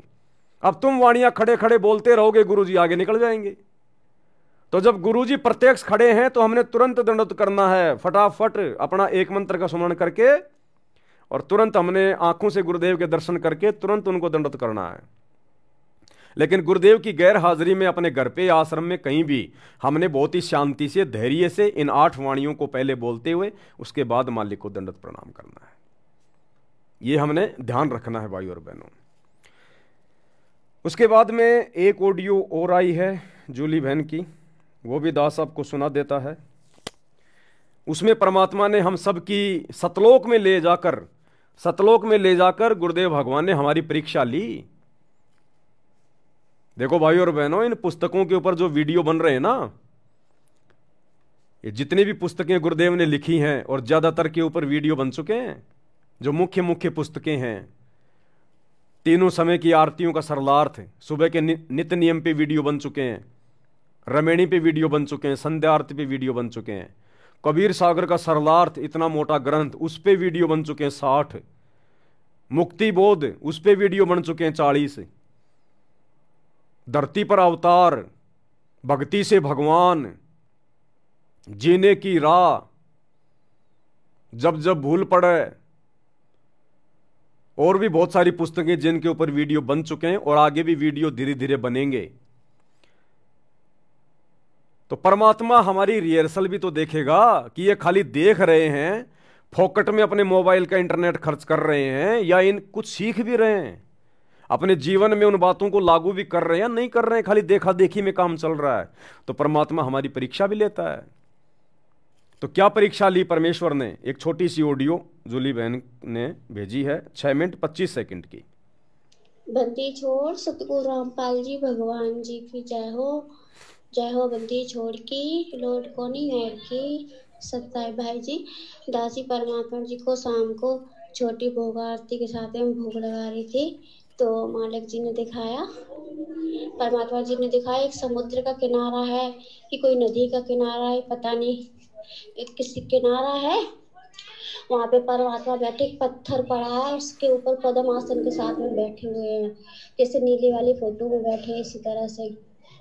और उस जो पानी भरा ना, नदी है, उसी में से बहुत सारे कछुआ निकल के परमात्मा की तरफ जा रहे हैं। बहुत सारे लाखों करोड़ों अरबों को ऐसी संख्या में होंगे, बहुत सारे कछुआ जा रहे हैं। सभी लोग परमात्मा की तरफ बढ़ते जा रहे हैं और सभी लोग जहाँ परमात्मा बैठे, परमात्मा उन्हें देख के मुस्कुरा रहे हैं। और जब सारे कछुआ जाकर वहाँ खड़े हो गए तो परमात्मा जी कह रहे कि हमें यही देखना था, तुम संसारी रूप संसार में रह करके इसी तरह आप सभी लोगों ने परमात्मा की भक्ति करी। क्योंकि हमें जब परिस्थितियां खराब होती नजर आती है तो हमें कछुए की तरह रहना चाहिए। कछुआ के ऊपर जब कोई आपत्ति आती है तो अपने आप में अंदर से मिट जाता है, और जब आपत्ति खत्म हो जाती है तो अपने आप को बाहर आ जाता है। इसी तरह से आप लोगों ने किया, बहुत अच्छे पे परमात्मा ने ऐसे हाथ के आशीर्वाद दिया तो हम सभी भाई बहन है ना मनुष्य रूप में आ गए। और एक सबसे बड़ा कछुआ था, सबसे बड़ा आगे चल रहा था। जब परमात्मा ने आशीर्वाद दिया तो वो सबसे बड़ा कछुआ जो था ना, वो पवन भैया जी आप जी थे। तो सबसे आगे आप थे, फिर बाकी के सारे भाई बहन पीछे थे। फिर सभी लोग है ना आसे चल के पर, और एक तरफ से दिखाया परमात्मा ने, एक तरफ से दलदल सा भरा है, दलदल सा, उसी दलदल से भी कछुआ निकल के आ रहे हैं। वो तो ऐसी मिट्टी में सने हैं, गंदे से हैं, और जो पानी में से निकल के आ रहे हैं वो एकदम साफ अच्छे, बहुत चमक मार रहे हैं कछुआ, वो जो अच्छे से पानी से निकल के आ रहे हैं। फिर परमात्मा ने आशीर्वाद दिया, सारे मनुष्य बन गए, सभी सब सेवक भाई बहन बन गए। फिर परमात्मा ने सारा के एक दूसरे तरफ समुद्र है, उधर एक नाव है, नाव स्पीकर वाली होती, कौन सी दासी को कहना भी नहीं आता, पता नहीं कौन सी होती, वो चलती इंजन से। इसी तरह की वो नाव है जो खेवट वाली होती, वो नाव नहीं है, क्योंकि वो तो नाव समुद्र की लहरों में डूब जाएगी, पार हो ही नहीं पाएगी। उसी नाव में परमात्मा सभी भाई बहनों को बिठा लिया, फिर से उन सबको कछुआ बना दिया, सब लोग कछुआ के रूप में आ गए। और जो गंदे कछुआ थे उनके कार्य एक दूसरी नाव है और उसमें बैठ गए। परमात्मा कह रहा तुम्हारा इस युग में तो उद्धार होगा नहीं, अगले युग में तुम्हें देखेंगे। तो उनको दूसरे नाव में बिठा दिया। वो उनके साथ में कोई और खेवट को खे रहा है, कहीं इधर उल्टा मार जाती कि उधर घूम जाती, अल्ट पलट कर रही इस तरह से। और जिस नाव में हम बैठे स्पीकर वाली जो कौन सी भी होती, जो भी हो, वो एकदम तेज परमात्मा ने उसको स्पीड में चला रहा है, एकदम लहरों से उठाते हुए ले जा। चली जा रही है नाव, खूब लहरें ऊपर ऊपर उछल रही है, पानी की लहरें समुद्र की खूब तेज तेज है। और परमात्मा बिल्कुल दृढ़ बहने, हम सभी भाई बहन जितने ना कछुआ रूप में सब परमात्मा की महिमा शब्द गाते हुए जा रहे हैं। फिर आगे निकल गए, फिर वहां पे एक दूसरी दुनिया है, और समुद्र से आगे गए, वहां की जमीन अलग है, वहां की हरियाली अलग है। फिर वहां पे किनारे जाके परमात्मा ने वो रोका उस नाव को, जो जो होती इंजन वाली उसको। फिर सारे भाई बहन उसमें से मतलब कछुआ बन करके उतरे, कछुआ बन करके उतरे। और वहां पर जब हम अंदर को गए, बहुत हरियाली बहुत है, वहां पे भी एक परम पिता परमात्मा सतगुरु रामपाल जी अपने दूसरे रूप में वहां पे विराजमान है। और हम जब सब लोग पहुंचे तो परमात्मा ने आशीर्वाद दिया, तो हम सब लोग फिर मनुष्य बन गए। तो परमात्मा जी कह रहे जो दूसरे परमात्मा रूप में बैठे हैं ना, वहाँ पे वो हरियाली सी है, वहाँ पे एकदम चट्टान, वहाँ के घर सोने के बने, बहुत अच्छी जगह है वहाँ पे। सतलोक ही होगा, और क्या होगा, और सतलोक से तो कोई सुंदर जगह हो ही नहीं सकती है। तो हम सब लोग उतर के गए, तो परमात्मा जी हमें कह रहे हैं कि बेटा जाओ, ये तुम्हारा सामने भगवान बैठा, यानी परमात्मा का दूसरा रूप है, वही जो यहाँ पे है, वही आसन पर विराजमान है। बेटा कह रहे जाओ, अपने परमात्मा को दंडोत प्रणाम करो। और परमात्मा जी कह रहे हैं अपने दूसरे रूप में कि मालिक आपका दास, आपका कुत्ता आपके बच्चों को ले आया। तो वो खूब खुश हो रहे, और हमसे सभी भाई बहनों से परमात्मा जी कह रहे हैं बेटा है ना, दंडवत प्रणाम करो, ये तुम्हारे गुरु, हम तो इनके दास दास थे।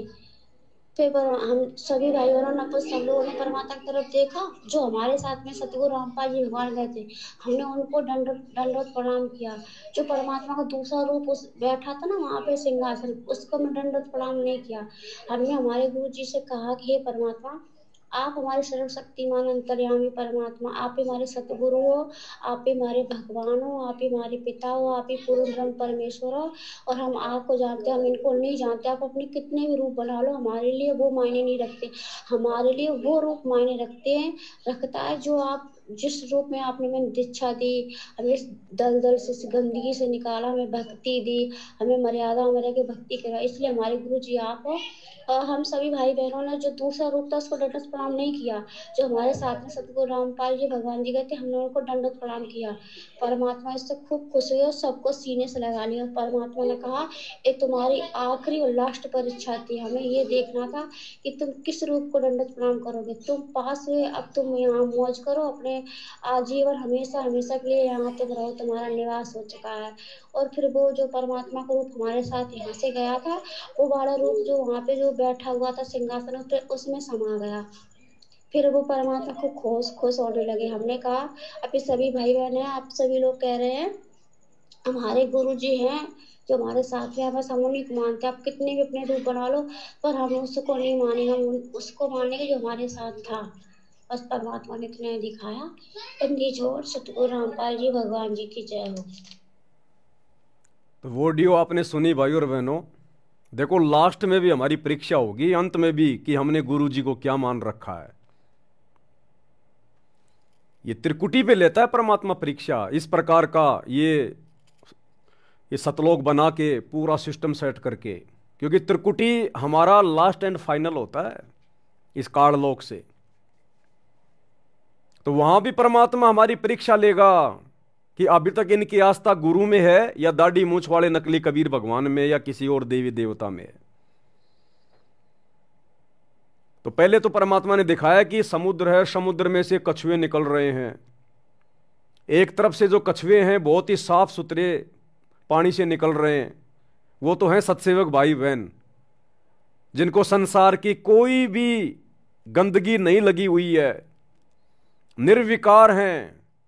और दूसरी तरफ जो कछुए निकल रहे हैं उसी समुद्र से, वो कीचड़ में सने हुए हैं, वो हैं सतलोक आश्रम मैनेजमेंट हरियाणा वाले, गुरुदेव के परिवार, ये कोऑर्डिनेटर, ये राजनीति के गंदे रंग में सने हुए, आरक्षणबाजी में सने हुए, दुनियादारी में फंसे हुए, इनको ना कोई ज्ञान ना कोई ध्यान, कोई लेना देना नहीं। गुरु के रहते सहते दाढ़ी मूंछ वाले कबीर को भगवान मान के पूज लो, रामचंद्र जी का अयोध्या में जाके भंडारा लगवा लो, इनसे कुछ भी करवा लो, इनको कोई होशो हवास नहीं है। तो वो कछुए बिल्कुल कीचड़ में सने हुए। तो परमात्मा ने उनको रिजेक्ट कर दिया कि भैया तुम जाओ, अभी तुम्हारा नंबर नहीं है। और सत्सेवक जो साफ सुथरे होके निकले थे समुद्र से, परमात्मा ने उनको एक इंजन वाली नौका में बैठाया, बिल्कुल वाटरप्रूफ नौका, और परमेश्वर उनको लेके गए। अब सतलोक में ले जाके परमात्मा ने छोड़ दिया सभी आत्माओं को, और वहां जाकर गुरुदेव भगवान ने कहा, क्योंकि वहां एक दूसरा रूप, और दूसरा रूप भाई और बहनों हमेशा हमें वही दिखाई देगा जो नीचे से हमें लेके जाता है। यह बात ध्यान रखना, हमें वही रूप दिखाई देगा। तो वहां गुरुदेव का एक दूसरा रूप है, वहां तेजो में, क्योंकि गुरुजी यहां जब आते हैं अपने रूप को हल्का करके आते हैं, नहीं तो हमारी चरम दृष्टि उनको देख नहीं पाएगी।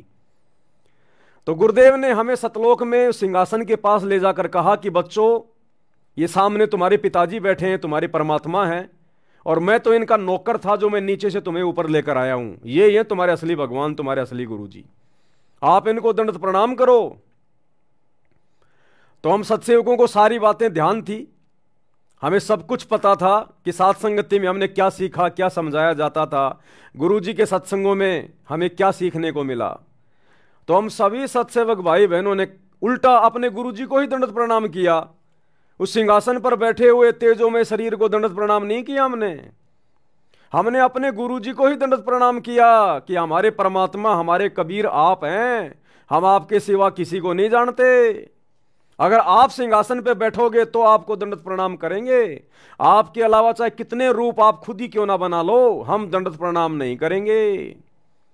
हमारे दिल में, हमारे मन में, हमारे शरीर के रोम रोम में केवल आप, हमारे गुरुदेव भगवान बसे हुए हैं, केवल आपकी सूरत बसी हुई है। इसके अलावा चाहे कोई कितना बड़ा भगवान आ जाओ, हमारे लिए कुछ नहीं है। तो गुरुदेव भगवान बड़े प्रसन्न हुए, बड़े खुश हुए, सबको सीने से लगाया और कहा कि बच्चों, ये तुम्हारी लास्ट परीक्षा थी। अगर यहां तुम धोखा खा जाते, अगर तुम जल्दबाजी में, देखा देखी में, तो बच्चों फिर तुम मुझे वापस नीचे डालने पड़ते, नीचे पटकने पड़ते। फिर उसके बाद गुरुदेव भगवान खुद उसी सिंहासन पे जाके बैठे और अकेले हमारे गुरुदेव भगवान का रूप हो गया। उसके बाद फिर हमने वहां उनको दंडवत प्रणाम किया। ये हमारी लास्ट परीक्षा थी। अब ये परीक्षा क्यों ली परमात्मा ने? अभी तो परमात्मा देखो हमारे को नकल करवा रहे हैं, ये जूली बहन के माध्यम से इस प्रकार के संदेश देके परमात्मा हमें नकल करवा रहे हैं ताकि हम त्रिकुटी पे फैल ना हो जाएं। कहीं सतलोक में ले जाकर परमात्मा हमारी परीक्षा ले हम वहां पर फैल ना हो जाएं। कहीं जल्दबाजी में आके कि लो जी हम तो आ गए सतलोक में, गुरुजी भाई हमारे गुरुजी साइड में खड़े हैं जो हमें नीचे से ऊपर लेकर गए, और हम सिंहासन पर बैठे तेजो में रूप को जाके दंडवत प्रणाम मार दें, मर जाएंगे, फंस जाएंगे। जल्दबाजी नहीं करनी। अब ये शिक्षा हमें कहां दी परमात्मा ने? ये शिक्षा हमें परमात्मा ने कबीर सागर में दी। जब राजा वीर सिंह बघेल की छोटी रानी सुंदर देई, जिसने गुरु से नाम ले लिया था लेकिन वो भक्ति थोड़ा ऐसे कर रही थी, डगमग थी, अंत समय आया, यम के दूत आए, उसको लेकर गए। तो वहां जाकर उसने पुकारा कि मेरे धनी तुम नहीं हो, मेरे धनी तो मेरे गुरुजी हैं, तुम मुझे नहीं लेकर जा सकते। तो यमदूतों ने कहा कि अपने धनी को याद कर ले, अगर तेरा कोई धनी है तो सुंदरदेव ने अपने गुरुजी को याद किया, क्योंकि उसको पता चल गया कि गुरुजी जो बात कहा करते थे बिल्कुल सही है। यहां तो यम के दूत आ गए, भाई मैं तो भक्ति को हल्के में ले रही थी। उसने हृदय से अपने गुरुदेव को याद किया। गुरुदेव वहां जाकर, ये तो शब्द स्वरूपी राम है, प्रकट हो गए। यमदूतों से छुड़वाया, वहां पर जो है प्रकाश ही प्रकाश हो गया, और यमदूत उस प्रकाश से डर के भाग गए। अब परमात्मा उस आत्मा को लेकर गुरु रूप में जो 650 साल पहले आए थे, उस रूप में आत्मा को लेकर कहां गए? सचखंड में। और सचखंड में सुंदरदेई ने देखा कि सामने बड़ा सिंहासन है और सिंहासन पे परमात्मा बैठा हुआ है, और सुंदरदेई ने जाकर उसको दंडवत मार दिया। अपने गुरुजी की तरफ ध्यान नहीं दिया, सुंदरदेई ने जाके सिंहासन वाले परमात्मा को, तेजोमय शरीर को दंडवत कर दिया। और तेजोमय शरीर वाले ने कहा सुंदरदेई के सतगुरु से, जो साइड में खड़े थे, कि हे कड़िहार, हे सतगुरु, तू मेरी आत्मा को यहां ले आया, मैं तेरे से बड़ा प्रसन्न हूं। इस आत्मा को यहां लाने में इतनी देर क्यों कर दी? तो उन्होंने बताया जी ऐसे ऐसे इसकी भक्ति पूरी नहीं हो पाई थी, ऐसा है वैसा था। फिर उस आत्मा को डांटा, उसको फटकारा कि तूने नाम लेने के बाद मर्यादा क्यों तोड़ी, तूने सुमरण अच्छे से क्यों नहीं किए, तू आ कैसे गई तू सतलोक में? इसको वापस नीचे पटको, उसको वापस नीचे पटका गया। वो फेल हो गई वहां पर। जबकि हम सत्सेवक भाई बहन सफल हुए। हमने केवल अपने गुरुदेव को ही मुड़ के दंडवत प्रणाम किया कि गुरुदेव आपके अलावा हम नहीं जानते किसी को। ये होंगे कोई भगवान, होंगे कोई महात्मा, लेकिन जब तक आप इस सिंहासन पर नहीं बैठोगे, अगर ये सतलोक का सिंहासन है और जब तक आप नहीं बैठोगे, हम तो केवल आपके ओरिजिनल रूप को दंडवत करेंगे, केवल आपको, और जो विधि आपने बता रखी है उसी हिसाब से। तो गुरुदेव भगवान बड़े प्रसन्न हुए और गुरुदेव ने कहा कि बच्चों, ये तुम्हारी लास्ट परीक्षा थी, अंतिम परीक्षा। तो सोचिए, जब सतलोक में भी अपने गुरुजी के अलावा अगर किसी को और को दंडवत कर दिया परमात्मा मान के, वहां से नीचे पटके जाते। जबकि हमारे 90% भाई बहन सतलोक आश्रमों से जुड़े हुए, ये तो वर्तमान में ही अपने गुरुजी को मानुष मान के और मन में आता उसी को दंडवत मार देते हैं। दाढ़ी मूछ वाले नकली मुर्दा कबीर को दंडवत मार रहे हैं, गरीबदास जी को मार रहे हैं, दादा गुरु जी को मार रहे हैं, पंडित चिदानंद जी को दंडवत मार रहे हैं। इनको कोई फर्क ही नहीं पड़ता, इनकी आंखें बंद है। तो हमें परमेश्वर आगे के लिए सतर्क कर रहे हैं कि इन पुस्तकों में जो तुम्हें पढ़ाया जा रहा है, जो दिखाया जा रहा है, ये कोई सामान्य नहीं है। तुम्हारी कभी भी परीक्षा ली जा सकती है, कभी भी किसी भी भगत की कोई भी कारण बना के किसी भी घटना को जन्म दे के गुरुदेव भगवान। हकीकत में तो हमने सतर्क रहना है, सावधान रहना है। और 26 मार्च 2025 से मुसलमान नहीं समझे ज्ञान कुरान, इस पुस्तक के ऊपर वीडियो बनने शुरू हो जाएंगे। यह पुस्तक मुस्लिम समाज से जुड़े हुए भाई बहनों को तो संदेशा देगी देगी, उनको तो वास्तविक अल्लाह की जानकारी देगी देगी। साथ में हम सत्सेवक भाई बहनों के लिए इसमें बहुत बढ़िया शिक्षा है, बहुत गहरी गहरी शिक्षाएं हैं। ये कोई सामान्य पुस्तक नहीं है, ये अल्लाह कबीर के द्वारा लिखी गई है। ये वास्तव में आसमानी पुस्तक है, रियल आसमानी पुस्तक है। ये तौरात, जबूर, इंजिल, कुरान शरीफ, ये आसमानी पुस्तकें नहीं है, ये तो शैतान के द्वारा बख्शीश की गई हैं। और ये मुसलमान नहीं समझे ज्ञान कुरान जो सतगुरु रामपाल जी परमेश्वर जी ने लिखी है, ये है रियल आसमानी पुस्तक है। क्योंकि आसमान में अरस के कुर्स पर विराजमान, तकत पर, सिंहासन पर विराजमान कबीर भगवान सतगुरु रामपाल जी ने ये पुस्तक लिखी है। तो ये आसमानी पुस्तक है, इसमें सतलोक का ज्ञान है, वास्तविक अल्लाह का ज्ञान है। तो ये है वास्तव में आसमानी पुस्तक, बाकी तो शैतान के द्वारा लिखी हुई है, काल के द्वारा। तो मुसलमान समाज से जुड़े हुए भाई बहनों को तो ये पुस्तक संदेशा देगी देगी, अगर कोई समझना चाहेगा तो। इसके साथ साथ सतगुरु रामपाल जी के जितने भी फॉलोवर हैं उनको ढेर सारी शिक्षाएं मिलेंगी और गुरु जी के प्रति हमारा भाव बढ़ेगा, हमारी लगन बढ़ेगी, हमारा समर्पण बढ़ेगा। दूसरा, ये पुस्तक पढ़ना इसलिए भी बहुत जरूरी है क्योंकि जूली बहन के माध्यम से परमात्मा ने दिखाया, ऑडियो मैंने आपको भेज दी। गुरुदेव भगवान जो है डंडा लेके बैठे हैं, डंडा लेके, और पूछ रहे हैं कि पुस्तक में पढ़ाया गया, बोल तूने क्या समझा, क्या सुना। और जो नहीं बता रहा उसको डंडा मार रहे हैं। और एक बोला गुरुजी मेरे को लगी, बोला लगी तो फिर ध्यान से क्यों नहीं पढ़ी, अगर लग रही है तो ध्यान से क्यों नहीं पढ़ा, ध्यान से क्यों नहीं सुना तूने। बोला गुरुजी हमारे क्या काम की, ये मुसलमानों की पुस्तक, ये तो मुसलमान भाइयों के लिए है। तो गुरुदेव ने कहा कि मुसलमान भाइयों को समझाएगा कौन, नालायक तुम उन मुसलमान भाइयों को तुम ही तो समझाओगे। और जब तुम ध्यान से नहीं पढ़ोगे कि कौन सी आयत है, कौन सी पुस्तक है, उसमें क्या लिखा हुआ है, अल्लाह कौन है, शैतान कौन है, तो उन मुसलमान भाई बहनों को, मेरे बच्चों को पढ़ाएगा कौन, समझाएगा कौन, उनकी शंकाओं का समाधान कौन करेगा। तो ये मत कहना दोबारा कि ये तो मुसलमान भाइयों के लिए है। तो गुरुदेव ने एक मारा उसके खींच के डंडा। तो कहने का मतलब भाई और बहनों, ये पुस्तकें हैं, हमें अंदर ही अंदर हमारे को ये तैयार कर रही हैं, दृढ़ कर रही हैं। ये परमात्मा का एक मिशन है। ये यूं मत सोच लेना कि ये पवन दास बस खाली गुरु जी की पुस्तकों के ऊपर वीडियो बना बना के दिखा रहा है, लाइव आ रहा है। ये एक मिशन है परमात्मा का, आत्मा को तैयार करने का एक मिशन है। ये हमारे अंदर अंदर ही अंदर कितनी दृढ़ता, कितना विश्वास, कितना धैर्य, कितनी हिम्मत पैदा हो रही है, आप और हमें भी नहीं पता चल रहा। और यही सारी चीजें अंत में आप और हमारे काम आएंगी। हमारी आत्मा चार्ज हो रही है, चार्ज। तो 26 मार्च से इस पुस्तक के ऊपर हम लाइव आएंगे रात्रि 8 बजे। और एक चीज भाई और बहनों, दास आप जी से प्रार्थना करेगा फेसबुक ने एक नया कोई अपडेट निकाला है, जितने भी लाइव वीडियो हैं किसी भी व्यक्ति के पूरे संसार में, वो फेसबुक धीरे धीरे उनको समाप्त कर रही है, उनको डिलीट मार रही है धीरे धीरे। उसका रूल है, कोई नियम है, कोई बहुत ज़्यादा मतलब उस पर डाटा आ गया है। अब इतना डाटा फेसबुक सहन नहीं कर पा रहा है, दुनिया भर के वीडियो बना बना के लोगों ने डाल रखे हैं। तो फेसबुक क्या कर रही है, आज से पहले जब से फेसबुक चली है और जिस व्यक्ति ने जितने भी लाइव आकर वीडियो बनाए हैं, फेसबुक सबको धीरे धीरे उनको डिलीट कर रही है। 1 महीने का टाइम दिया है, तो हमारे जितने भी लाइव वीडियो सारे के सारे वो डिलीट हो जाएंगे। लेकिन हम तो साथ साथ में वैसे वीडियो डालते रहते हैं, लाइव के अलावा भी हम लोग वीडियो डालते रहते हैं, तो वो वीडियो नहीं होंगे डिलीट। तो आप भाई बहन, जो मैं लाइव आता हूं या इन पुस्तकों के ऊपर जो लाइव वीडियो हैं जो आगे आएंगे, आ रहे हैं, आप इनको तो देखते देखते हो, बहुत अच्छी बात है, इनको तो आप ज़्यादा ज़्यादा शेयर करते हो। लेकिन ये अब आगे 1 महीने से ज़्यादा फेसबुक पे नहीं दिखाई देंगे आपको। जैसे अभी मैं लाइव आ रहा हूँ, ये वीडियो 1 महीने के बाद में फेसबुक ऑटोमेटिक इसको डिलीट कर देगी, इसको हटा देगी। तो लाइव आने के बाद जब मैं उसका ओरिजिनल वीडियो फिर से डालता हूं, या छोटे छोटे जो शॉर्ट वीडियो हम लोग डाल रहे हैं, आप इन वीडियो को ज़्यादा से ज़्यादा शेयर किया करो, ज़्यादा से ज़्यादा, क्योंकि लाइव वीडियो तो हमारे डिलीट हो जाएंगे, तो फिर बचे कौन से वीडियो, जो वीडियो हम वैसे डालते रहते हैं। तो उन वीडियो को आप जी ज़्यादा से ज़्यादा शेयर किया करो आगे। तो ये भी थोड़ी सी एक जानकारी थी जो आप सभी भाई बहनों को देनी थी।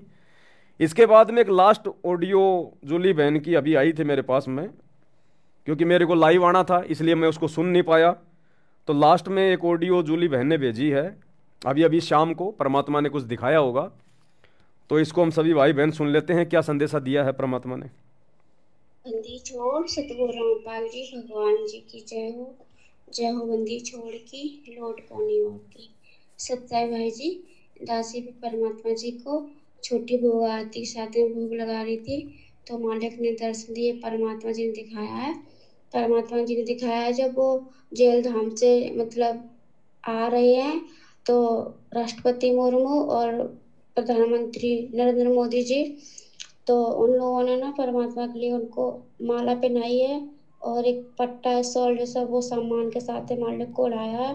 नीचे गुलाब के फूल बिखरे हुए हैं, मखमल के गत्ते पड़े हैं, उस पर परमात्मा चल के आ रहे हैं। और वो लोग है ना, मंत्री और राष्ट्रपति लोग है ना, दोनों सर को झुका के आ गए। मीडिया है साथ में, बहुत सारी भीड़, सभी भाई बहन है, आप परमात्मा जी के साथ में हो, एक किताब लिए, एक पेन लिए हो और आ रहे हो, और सभी लोग उनको परमात्मा जी को दंडवत प्रणाम कर रहे हैं।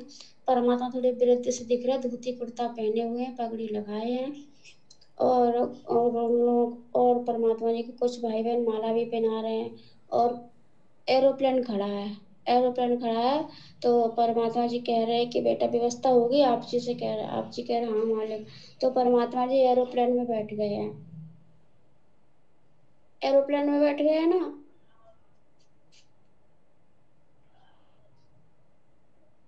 अच्छी कोरोना आ जाता है। एरोप्लेन में बैठ के परमात्मा जी ना सीधे वो जगन्नाथ के मंदिर को निकल गए हैं। सभी परमात्मा जी जगन्नाथ के जो मंदिर है ना, सीधा परमात्मा जी वहां पर गए हैं।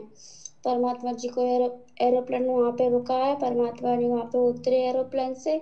आप हैं और सभी सत्सेवक भाई बहन हैं जो भी हैं, परमात्मा जी के साथ में हैं। और वहां पे बहुत सारे पंडा लोग परमात्मा के दर्शन के लिए एकदम दौड़े परमात्मा जी को दंडवत प्रणाम कर रहे हैं।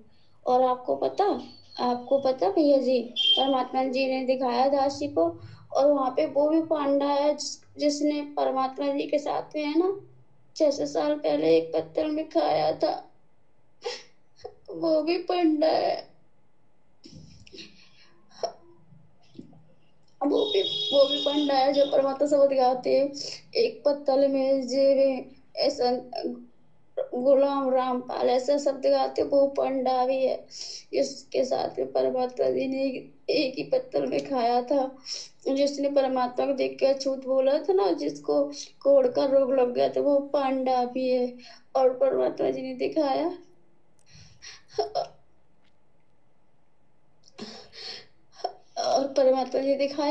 वो भी भगत है जो खिचड़ी बना रहा था ना, जिसके पैर में खिचड़ी गिरने से वो जल गया था। और परमात्मा कबीर साहब रूप में आए थे, तो परमात्मा जी सिकंदर लोधी के दरबार में बैठे थे, जब परमात्मा जी ने अपने चरणों में जल डाला था तो उस पंडित की पैर की आंच बुझ गई थी। वो पांडा भी है, दोनों पांडे हैं।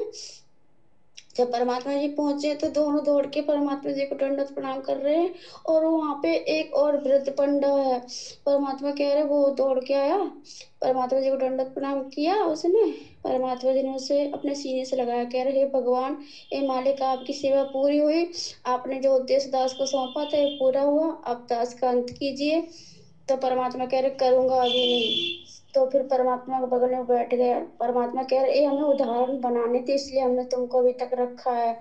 और वो खूब रो रहे हैं, जिसने परमात्मा जी के साथ में भंडारा भी आया था 600 साल पहले, वो भंडारा करे। वो पंडे लोग रो रहे हो, जो पंडे लोग और है ना वो भी बहुत रो रहे हैं, कह रहे प्रभु आपने दास को दर्शन दे के कृत्य किया, आपके दर्शन हुए भगवान, कितना समय लगाया आपने यहाँ आने में, हम कब से आपका इंतजार कर रहे, हमारी आंखें तरस रही थी आपके इंतजार में।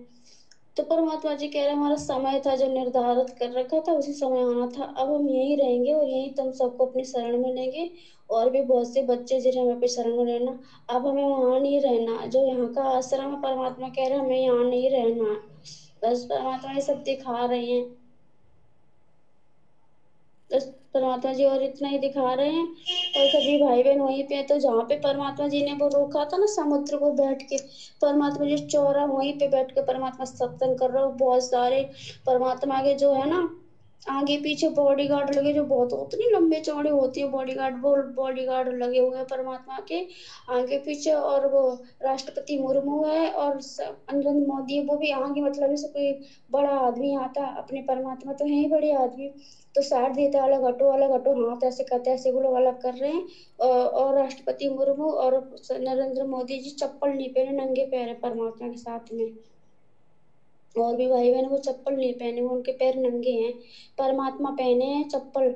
सॉरी भगवान जी, चरण पादुका होती नहीं जो राजस्थानी लोग पहनते, मैंने कभी देखा बड़े बड़े महाराजा को, उनके आगे से वो मुड़ी सी होती है, जूतियां होती हैं आगे, उनकी नोक ऊपर को ऐसी मुड़ी होती है, उसे क्या कहते पता नहीं, वो परमात्मा पहने हैं, मोजड़ी सी हैं वो परमात्मा जी पहने, सफेद कलर की चमक रही, हीरे मोती पन्ने से बहुत दमक रहे हैं।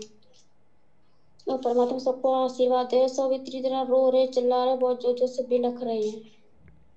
बस परमात्मा जी ने इतना ही दिखाया। वो क्या ना दासी कुछ तो भूल जाती है, इतना टाइम कुछ होता है घर का, ऐसा लगता है कोई आना जाए बीच में, इसलिए दासी को जल्दी जल्दी बोलना पड़ता है। इसलिए क्षमा करें सभी भाई बहन, दासी को माफ करें।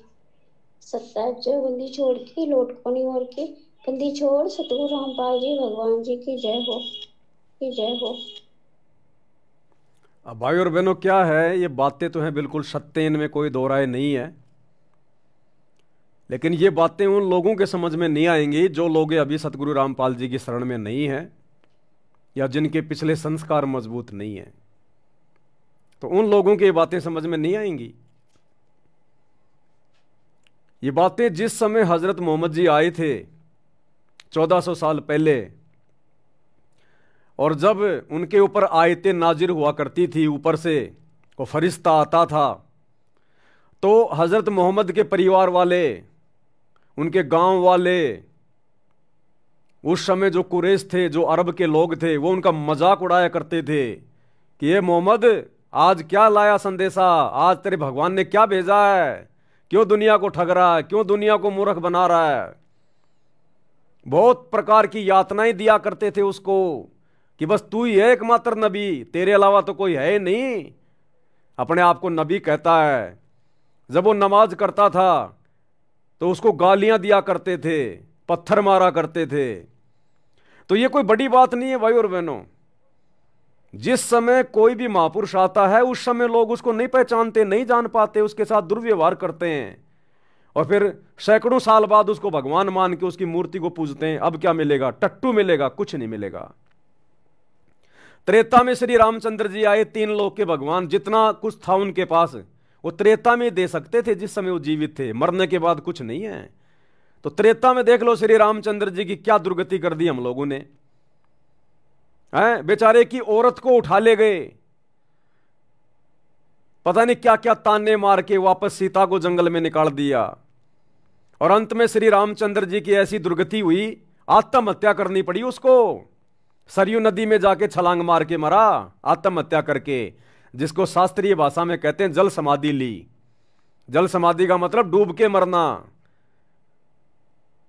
कभी जिंदगी में ठंडा गिलास पानी का नहीं पिया होगा श्री रामचंद्र जी ने, और वो तो वैसे भी अपना कर्म भोगने के लिए आया था। नारद ने इसको श्राप दे रखा था। वो तो अपना कर्म भोगने आया था, यहां कोई किसी को भक्ति देने थोड़ी आया था, कोई किसी का मोक्ष करने थोड़ी आया था। वो तो अपना श्राप भोगने के लिए आया था। लेकिन उस समय उसको किसी ने नहीं माना, ना विष्णु माना, ना विष्णु का कोई अवतार माना, और सब ने उसके साथ में ऐसे ही बदसलूकियां की। खुद का परिवार उनको नहीं मानता था। अगर खुद का परिवार उनको भगवान मानता, विष्णु मानता, तो वो कई अपने बेटे के लिए राज्य और राम के लिए वनवास थोड़ी मांगती, कभी नहीं मांगती। द्वापर में श्री कृष्ण जी आए, घर में दुश्मन पैदा हो गए। घर में जन्म लिया नहीं, उससे पहले मामा दुश्मन हो गया कंस। कभी पूतना मारने आ रही है, कभी जरासिंध, कभी कोई मारने आ रहा है, कभी काल्यावन मारने आ रहा है, कभी केसी, कभी चानौर। अंत में बेचारा मथुरा छोड़ के दुखी होके द्वारिका चला गया, और वहां भी चैन से नहीं जिया। अंत में बालिया नाम के शिकारी ने पैर में जहरीला तीर मरा, हाय हाय करके मरा। और 56 करोड़ यादव, उसका परिवार, उसके बेटे दुर्वासा ऋषि के श्राप के कारण श्री कृष्ण जी की आंखों के सामने कट कट के मरे, कट कट के। तो जिस व्यक्ति का पूरा परिवार, पूरा खानदान, पूरा समाज आंखों के सामने मर जाए, वो कभी सुखी हो सकता है क्या? तो ये दुर्गति द्वापर में श्री कृष्ण जी की हुई। उस समय उसको कोई भगवान नहीं मानता था, आज उसकी मूर्तियां पूज रहे हैं। तो वर्तमान में परमात्मा धरती पे है, लेकिन ये दुनिया इतनी आसानी से मानेगी नहीं। और जिन लोगों ने परमात्मा को पहचान लिया, परमात्मा ने पहचान करवाई, और जब वे आत्माएं अपने भगवान की, अपने गुरु की महिमा गाएंगे, तो दुनिया इतनी आसानी से नहीं समझ पाएगी। दुनिया तो अपने भगवानों को नहीं समझ पाई, इस बड़े भगवान को कहां से समझ जाएगी? तो हमने दुनिया वालों की बातों का बुरा नहीं मानना। अगर कोई एक आधा, कोई बेचारा नादान भोला भाड़ा भाई अगर कोई कमेंट्स कर दे कोई इस प्रकार का, क्योंकि ये बातें उसके दिमाग से बाहर की बातें हैं। वो चाहे आईपीएस अधिकारी हो, अगर सतगुरु रामपाल जी की शरण में नहीं है तो आध्यात्मिक लेवल पे 0/0 है, उसको कुछ ज्ञान नहीं है। तो ये बातें आप और हमारे समझ में आएंगी वर्तमान में। जिसको भगवान समझाना चाहेगा उसी के समझ में आएंगी। इसलिए अगर कोई उल्टा सीधा कोई कमेंट्स करता है तो उनकी बातों को सीरियस मत लिया करो, उसको अपनी दुनिया में जीने दो। उसको हम क्या कर रहे हैं वो हमें पता है, और 2028 के आसपास दुनिया को समझ में आ जाएगा कि हम आज जो कर रहे थे वो क्या था, और दुनिया जो फालतू में अपना जो पैर जो तोड़ रही थी मंदिर मस्जिद चर्च गुरुद्वारों में जाके, वो क्या कर रहे थे। तो बहुत जल्द 2028 में ये बातें समझ में आ जाएंगी। तो अद्भुत घटनाएं होंगी, अद्भुत घटनाएं आने वाले समय में। पता नहीं क्या क्या चमत्कार करेगा परमात्मा, होंगे चमत्कार। तब कहीं जाकर सतगुरु रामपाल जी की गैर हाजिरी में हजारों साल तक उनका भक्ति मार्ग चलेगा। नहीं तो काल उनके रहते सहते देख लो, वर्तमान में उनके बेटा बेटी को निमित्त बना के, कोऑर्डिनेटरों को निमित्त बना के संगत में गंदगी फैला दी। तो क्या गुरु जी के सतलोक जाने के बाद काल हजारों साल मार्ग चलने देगा क्या? लेकिन परमात्मा, पहली बात तो जितने भी जो पाप आत्माएं हैं उन सब का 2028 इस युग परिवर्तन के समय में खात्मा हो जाएगा। चले जाएंगे जैसे गधे के सिर से सींग जाते हैं। बचेंगे वही जो वर्तमान में भक्ति कर रहे हैं या जिनके पिछले जन्मों के भक्ति संस्कार मजबूत हैं, वो चाहे भगत हो चाहे जगत हो। तो भविष्य मलिका में तो टोटल 64 करोड़ जनसंख्या रह जाएगी पूरी दुनिया की। 64 करोड़ में केवल 34 करोड़ भारत की रहेगी, बाकी पूरे संसार की रहेगी। तभी भक्ति होगी और अद्भुत चमत्कार होंगे। ये जगन्नाथ के मंदिर का जो जिक्र है ना, ये जाएंगे परमात्मा भैया। हो सकता है आने वाले समय में परमात्मा वहीं पे रहेंगे, ये धनाना फनाना में कोई नहीं जाएगा। दास जो बात बोलेगा गुरुदेव की प्रेरणा से बोलेगा। वहां बाथरूम करने भी नहीं जाने वाले गुरुजी, बाथरूम करने भी। जिस आश्रम को लेके तुम इतने चौड़े हो रहे हो, वो तो गुरुजी अपने परिवार को दे देंगे कि भैया तुम खाओ कमाओ, तुम्हारे को केवल यही चाहिए था, अब खाओ कमाओ तुम। ये मालिक जाएगा जगन्नाथ में। क्यों रखा उस मंदिर को अभी तक? क्यों उस मंदिर की इतनी महिमा है? इंद्र दमन एक मंदिर बनवा दे, क्यों परमात्मा ने शब्द गाए? तो होगा।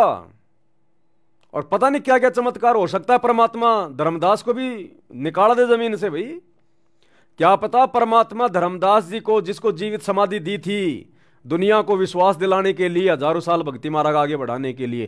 क्या पता परमात्मा धर्मदास को निकाल दे जिंदा ऐसा का ऐसा, ये आजा बेटा बाहर।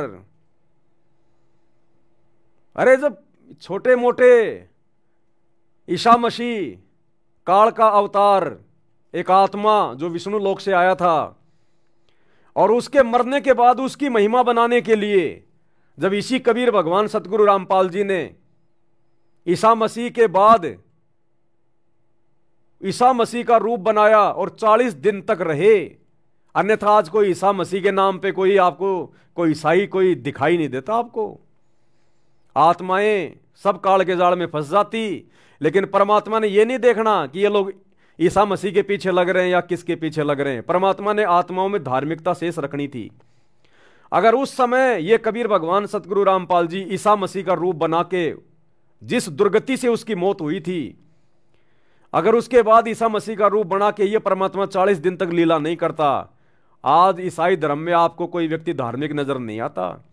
सब लोग ये सोचकर भक्ति छोड़ देते कि जब हमारे रबी की, जब हमारे ईसा मसीह की ऐसी दुर्गति से मौत हुई, जो अपने आप को परमेश्वर का पुत्र कहा करता था, जब परमेश्वर के बेटे की ऐसी दुर्गति से मौत हुई है, तो हम क्या करें इनकी भक्ति करके, हमारा क्या हाल होगा।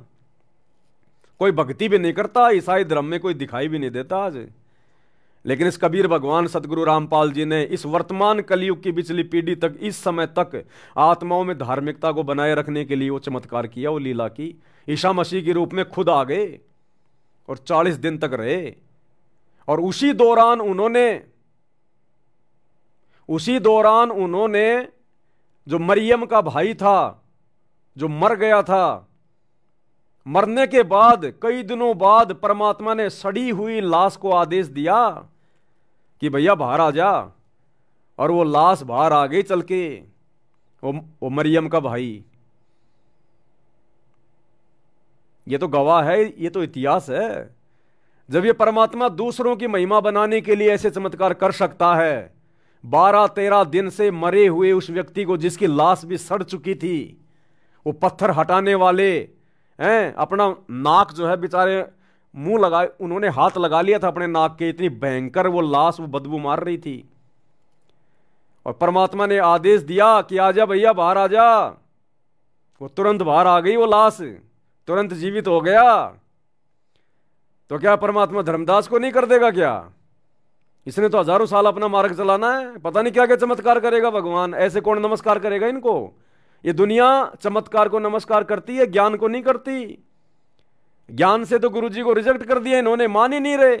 भगवान भी थक के 2014 में जेल में जाके बैठ गया कि भाड़ में जाओ अब तुम, ज्ञान से कोई समझ ही नहीं रहा। अब ये परमात्मा बंदर दिखाएगा 2028 तक, और 2028 के बाद फिर ये परमात्मा चमत्कार भी दिखाएगा। ये परमात्मा सहशरीर सतलोक भी जाएगा।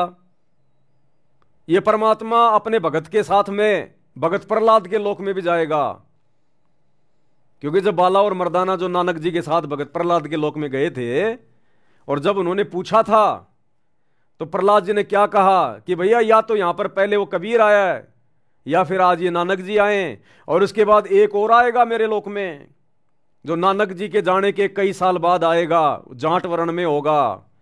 वो सतगुरु रामपाल जी के लिए कहा गया है। तो ये सतगुरु रामपाल जी उस प्रहलाद की भविष्यवाणी को सत्य साबित करेंगे, और अपने किसी भगत को लेकर परमात्मा प्रहलाद के लोक में भी जाएंगे। ये परमात्मा है, परमेश्वर है। तो ना जाने क्या क्या चमत्कार करेगा ये भगवान आने वाले समय में। ऐसे थोड़ी कोई उनको परमात्मा मान लेगी इनको। तो ये तो खैर आगे की बातें, मालिक की मौज मालिक की मर्जी। लेकिन हम तो एक आइडिया लगा रहे हैं, परमात्मा कुछ न कुछ तो वो करेगा जो आज से पहले नहीं हुआ। अद्भुत करेगा परमात्मा, अद्भुत। पहले तो केवल खुद ही सहशरीर जाया करते थे सतलोक, अब की बार परमात्मा भक्तों को भी सहशरीर लेके जाएगा, दुनिया देखेगी, तब जाकर हजारों साल लोग इनकी भक्ति करेंगे। तो परमात्मा जगन्नाथ के मंदिर में गए सीधे, वहीं पे परमात्मा ने सत्संग करने शुरू कर दिए,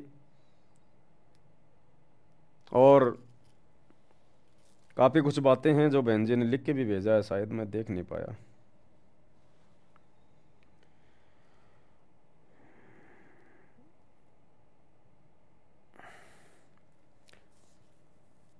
सतसाई भाई जी, परमात्मा जी उस पांडे के साथ में एक ही पत्तल में फिर से भोजन भंडारा राम कर रहे हैं। उसमें चावल राम और सब्जी राम है। परमात्मा की अपने हाथों से कभी उस पांडे को खिलाते हैं, कभी पांडा परमात्मा जी को खिला रहा है। दोनों आपस में रो रहे हैं। एक पतल में दोनों जी में पांडा गुलाम रामपाल, ये शब्द है ना। ये अर्धरात्रि बीत गई थी, सौपन में दिखे घनश्याम, जगन्नाथ एक मंदिर बनवा दे, इंद्रदमन एक मंदिर बनवा दे, जगन्नाथ हो जिसका नाम। उसके लास्ट में क्या चौपाई आती है, एक पतल में दोनों जी में पांडा गुलाम रामपाल। वहां के पांडे कह रहे थे कि परमात्मा अब आए हैं। वहां के जो पांडे थे ना, वो कह रहे थे कि परमात्मा तो अब आए हैं, असली जगन्नाथ तो इस मंदिर में अब आया है। हम तो पत्थरों को पूज रहे थे, असली जगन्नाथ तो अब आया है। वो पांडे कह रहे थे कि असली जगन्नाथ तो अब आया है सतगुरु रामपाल जी के रूप में। हम तो खाली इन पत्थरों को पूज रहे थे जगन्नाथ मान के, क्योंकि उस शब्द में बहुत कुछ है भाई और बहनों। वहां गीता जी का पाठ चले तो गीता जी का पाठ कहां चला उसमें, अब चलेगा। सतगुरु रामपाल जी भगवान चलाएंगे गीता जी का पाठ वहां जाके। वो सहज स्वभाव से रह रहा हो तो सहज स्वभाव से तो अब रहेंगे वहां। तो ये आगे की लीला है परमात्मा की, मालिक कैसे करेंगे कैसे नहीं करेंगे ये उनके ऊपर है। हम तो खाली छोटा मोटा आइडिया लगा सकते हैं, इससे ज्यादा कुछ नहीं है। तो भाई और बहनों, कहने का मतलब है परमात्मा की दया, मालिक की मौज, मालिक की मेहर, ये छोटा सा संदेशा था जो आप सभी भगत भाई को देना था। अब जिसकी जो इच्छा करे, जिसकी जो मर्जी है, जिसको जैसा समझ में आए वो ऐसा फॉलो करो, लागू करो, परमात्मा को प्रसन्न करो। और 26 मार्च 2025 रात्रि 8 बजे मुसलमान नहीं समझे ज्ञान कुरान, इस पुस्तक के ऊपर वीडियो बनने शुरू हो जाएंगे।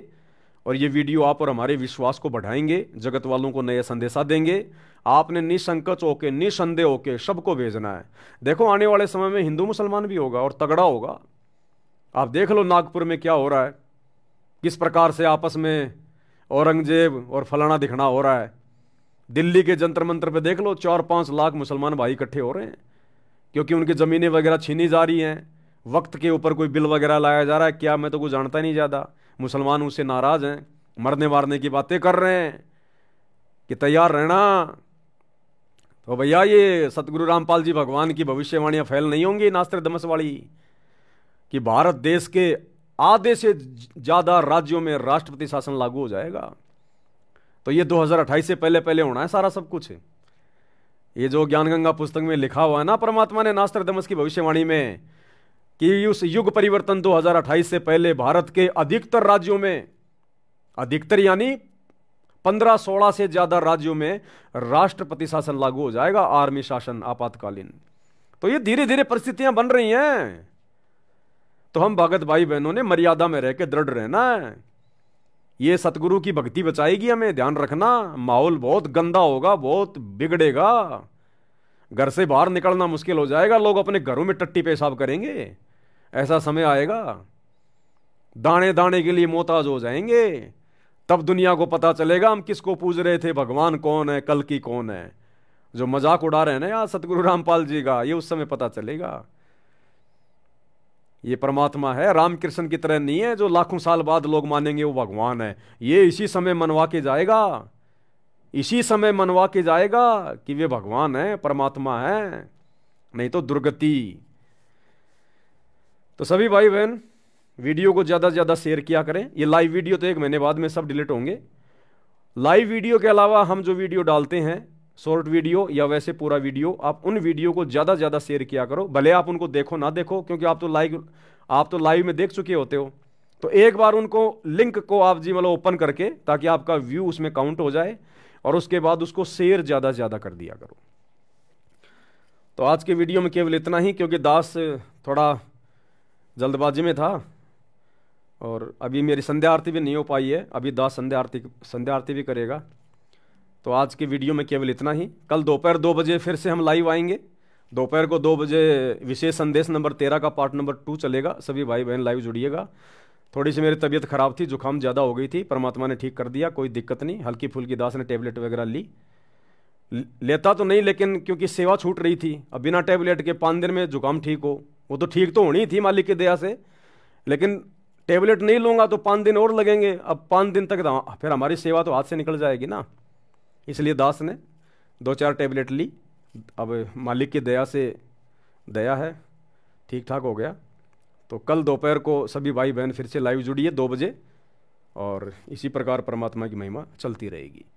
तो आज के वीडियो में केवल इतना ही। बंदी छोड़ सतगुरु रामपाल जी भगवान की जय। भाई जो गुरु वचन पे डट के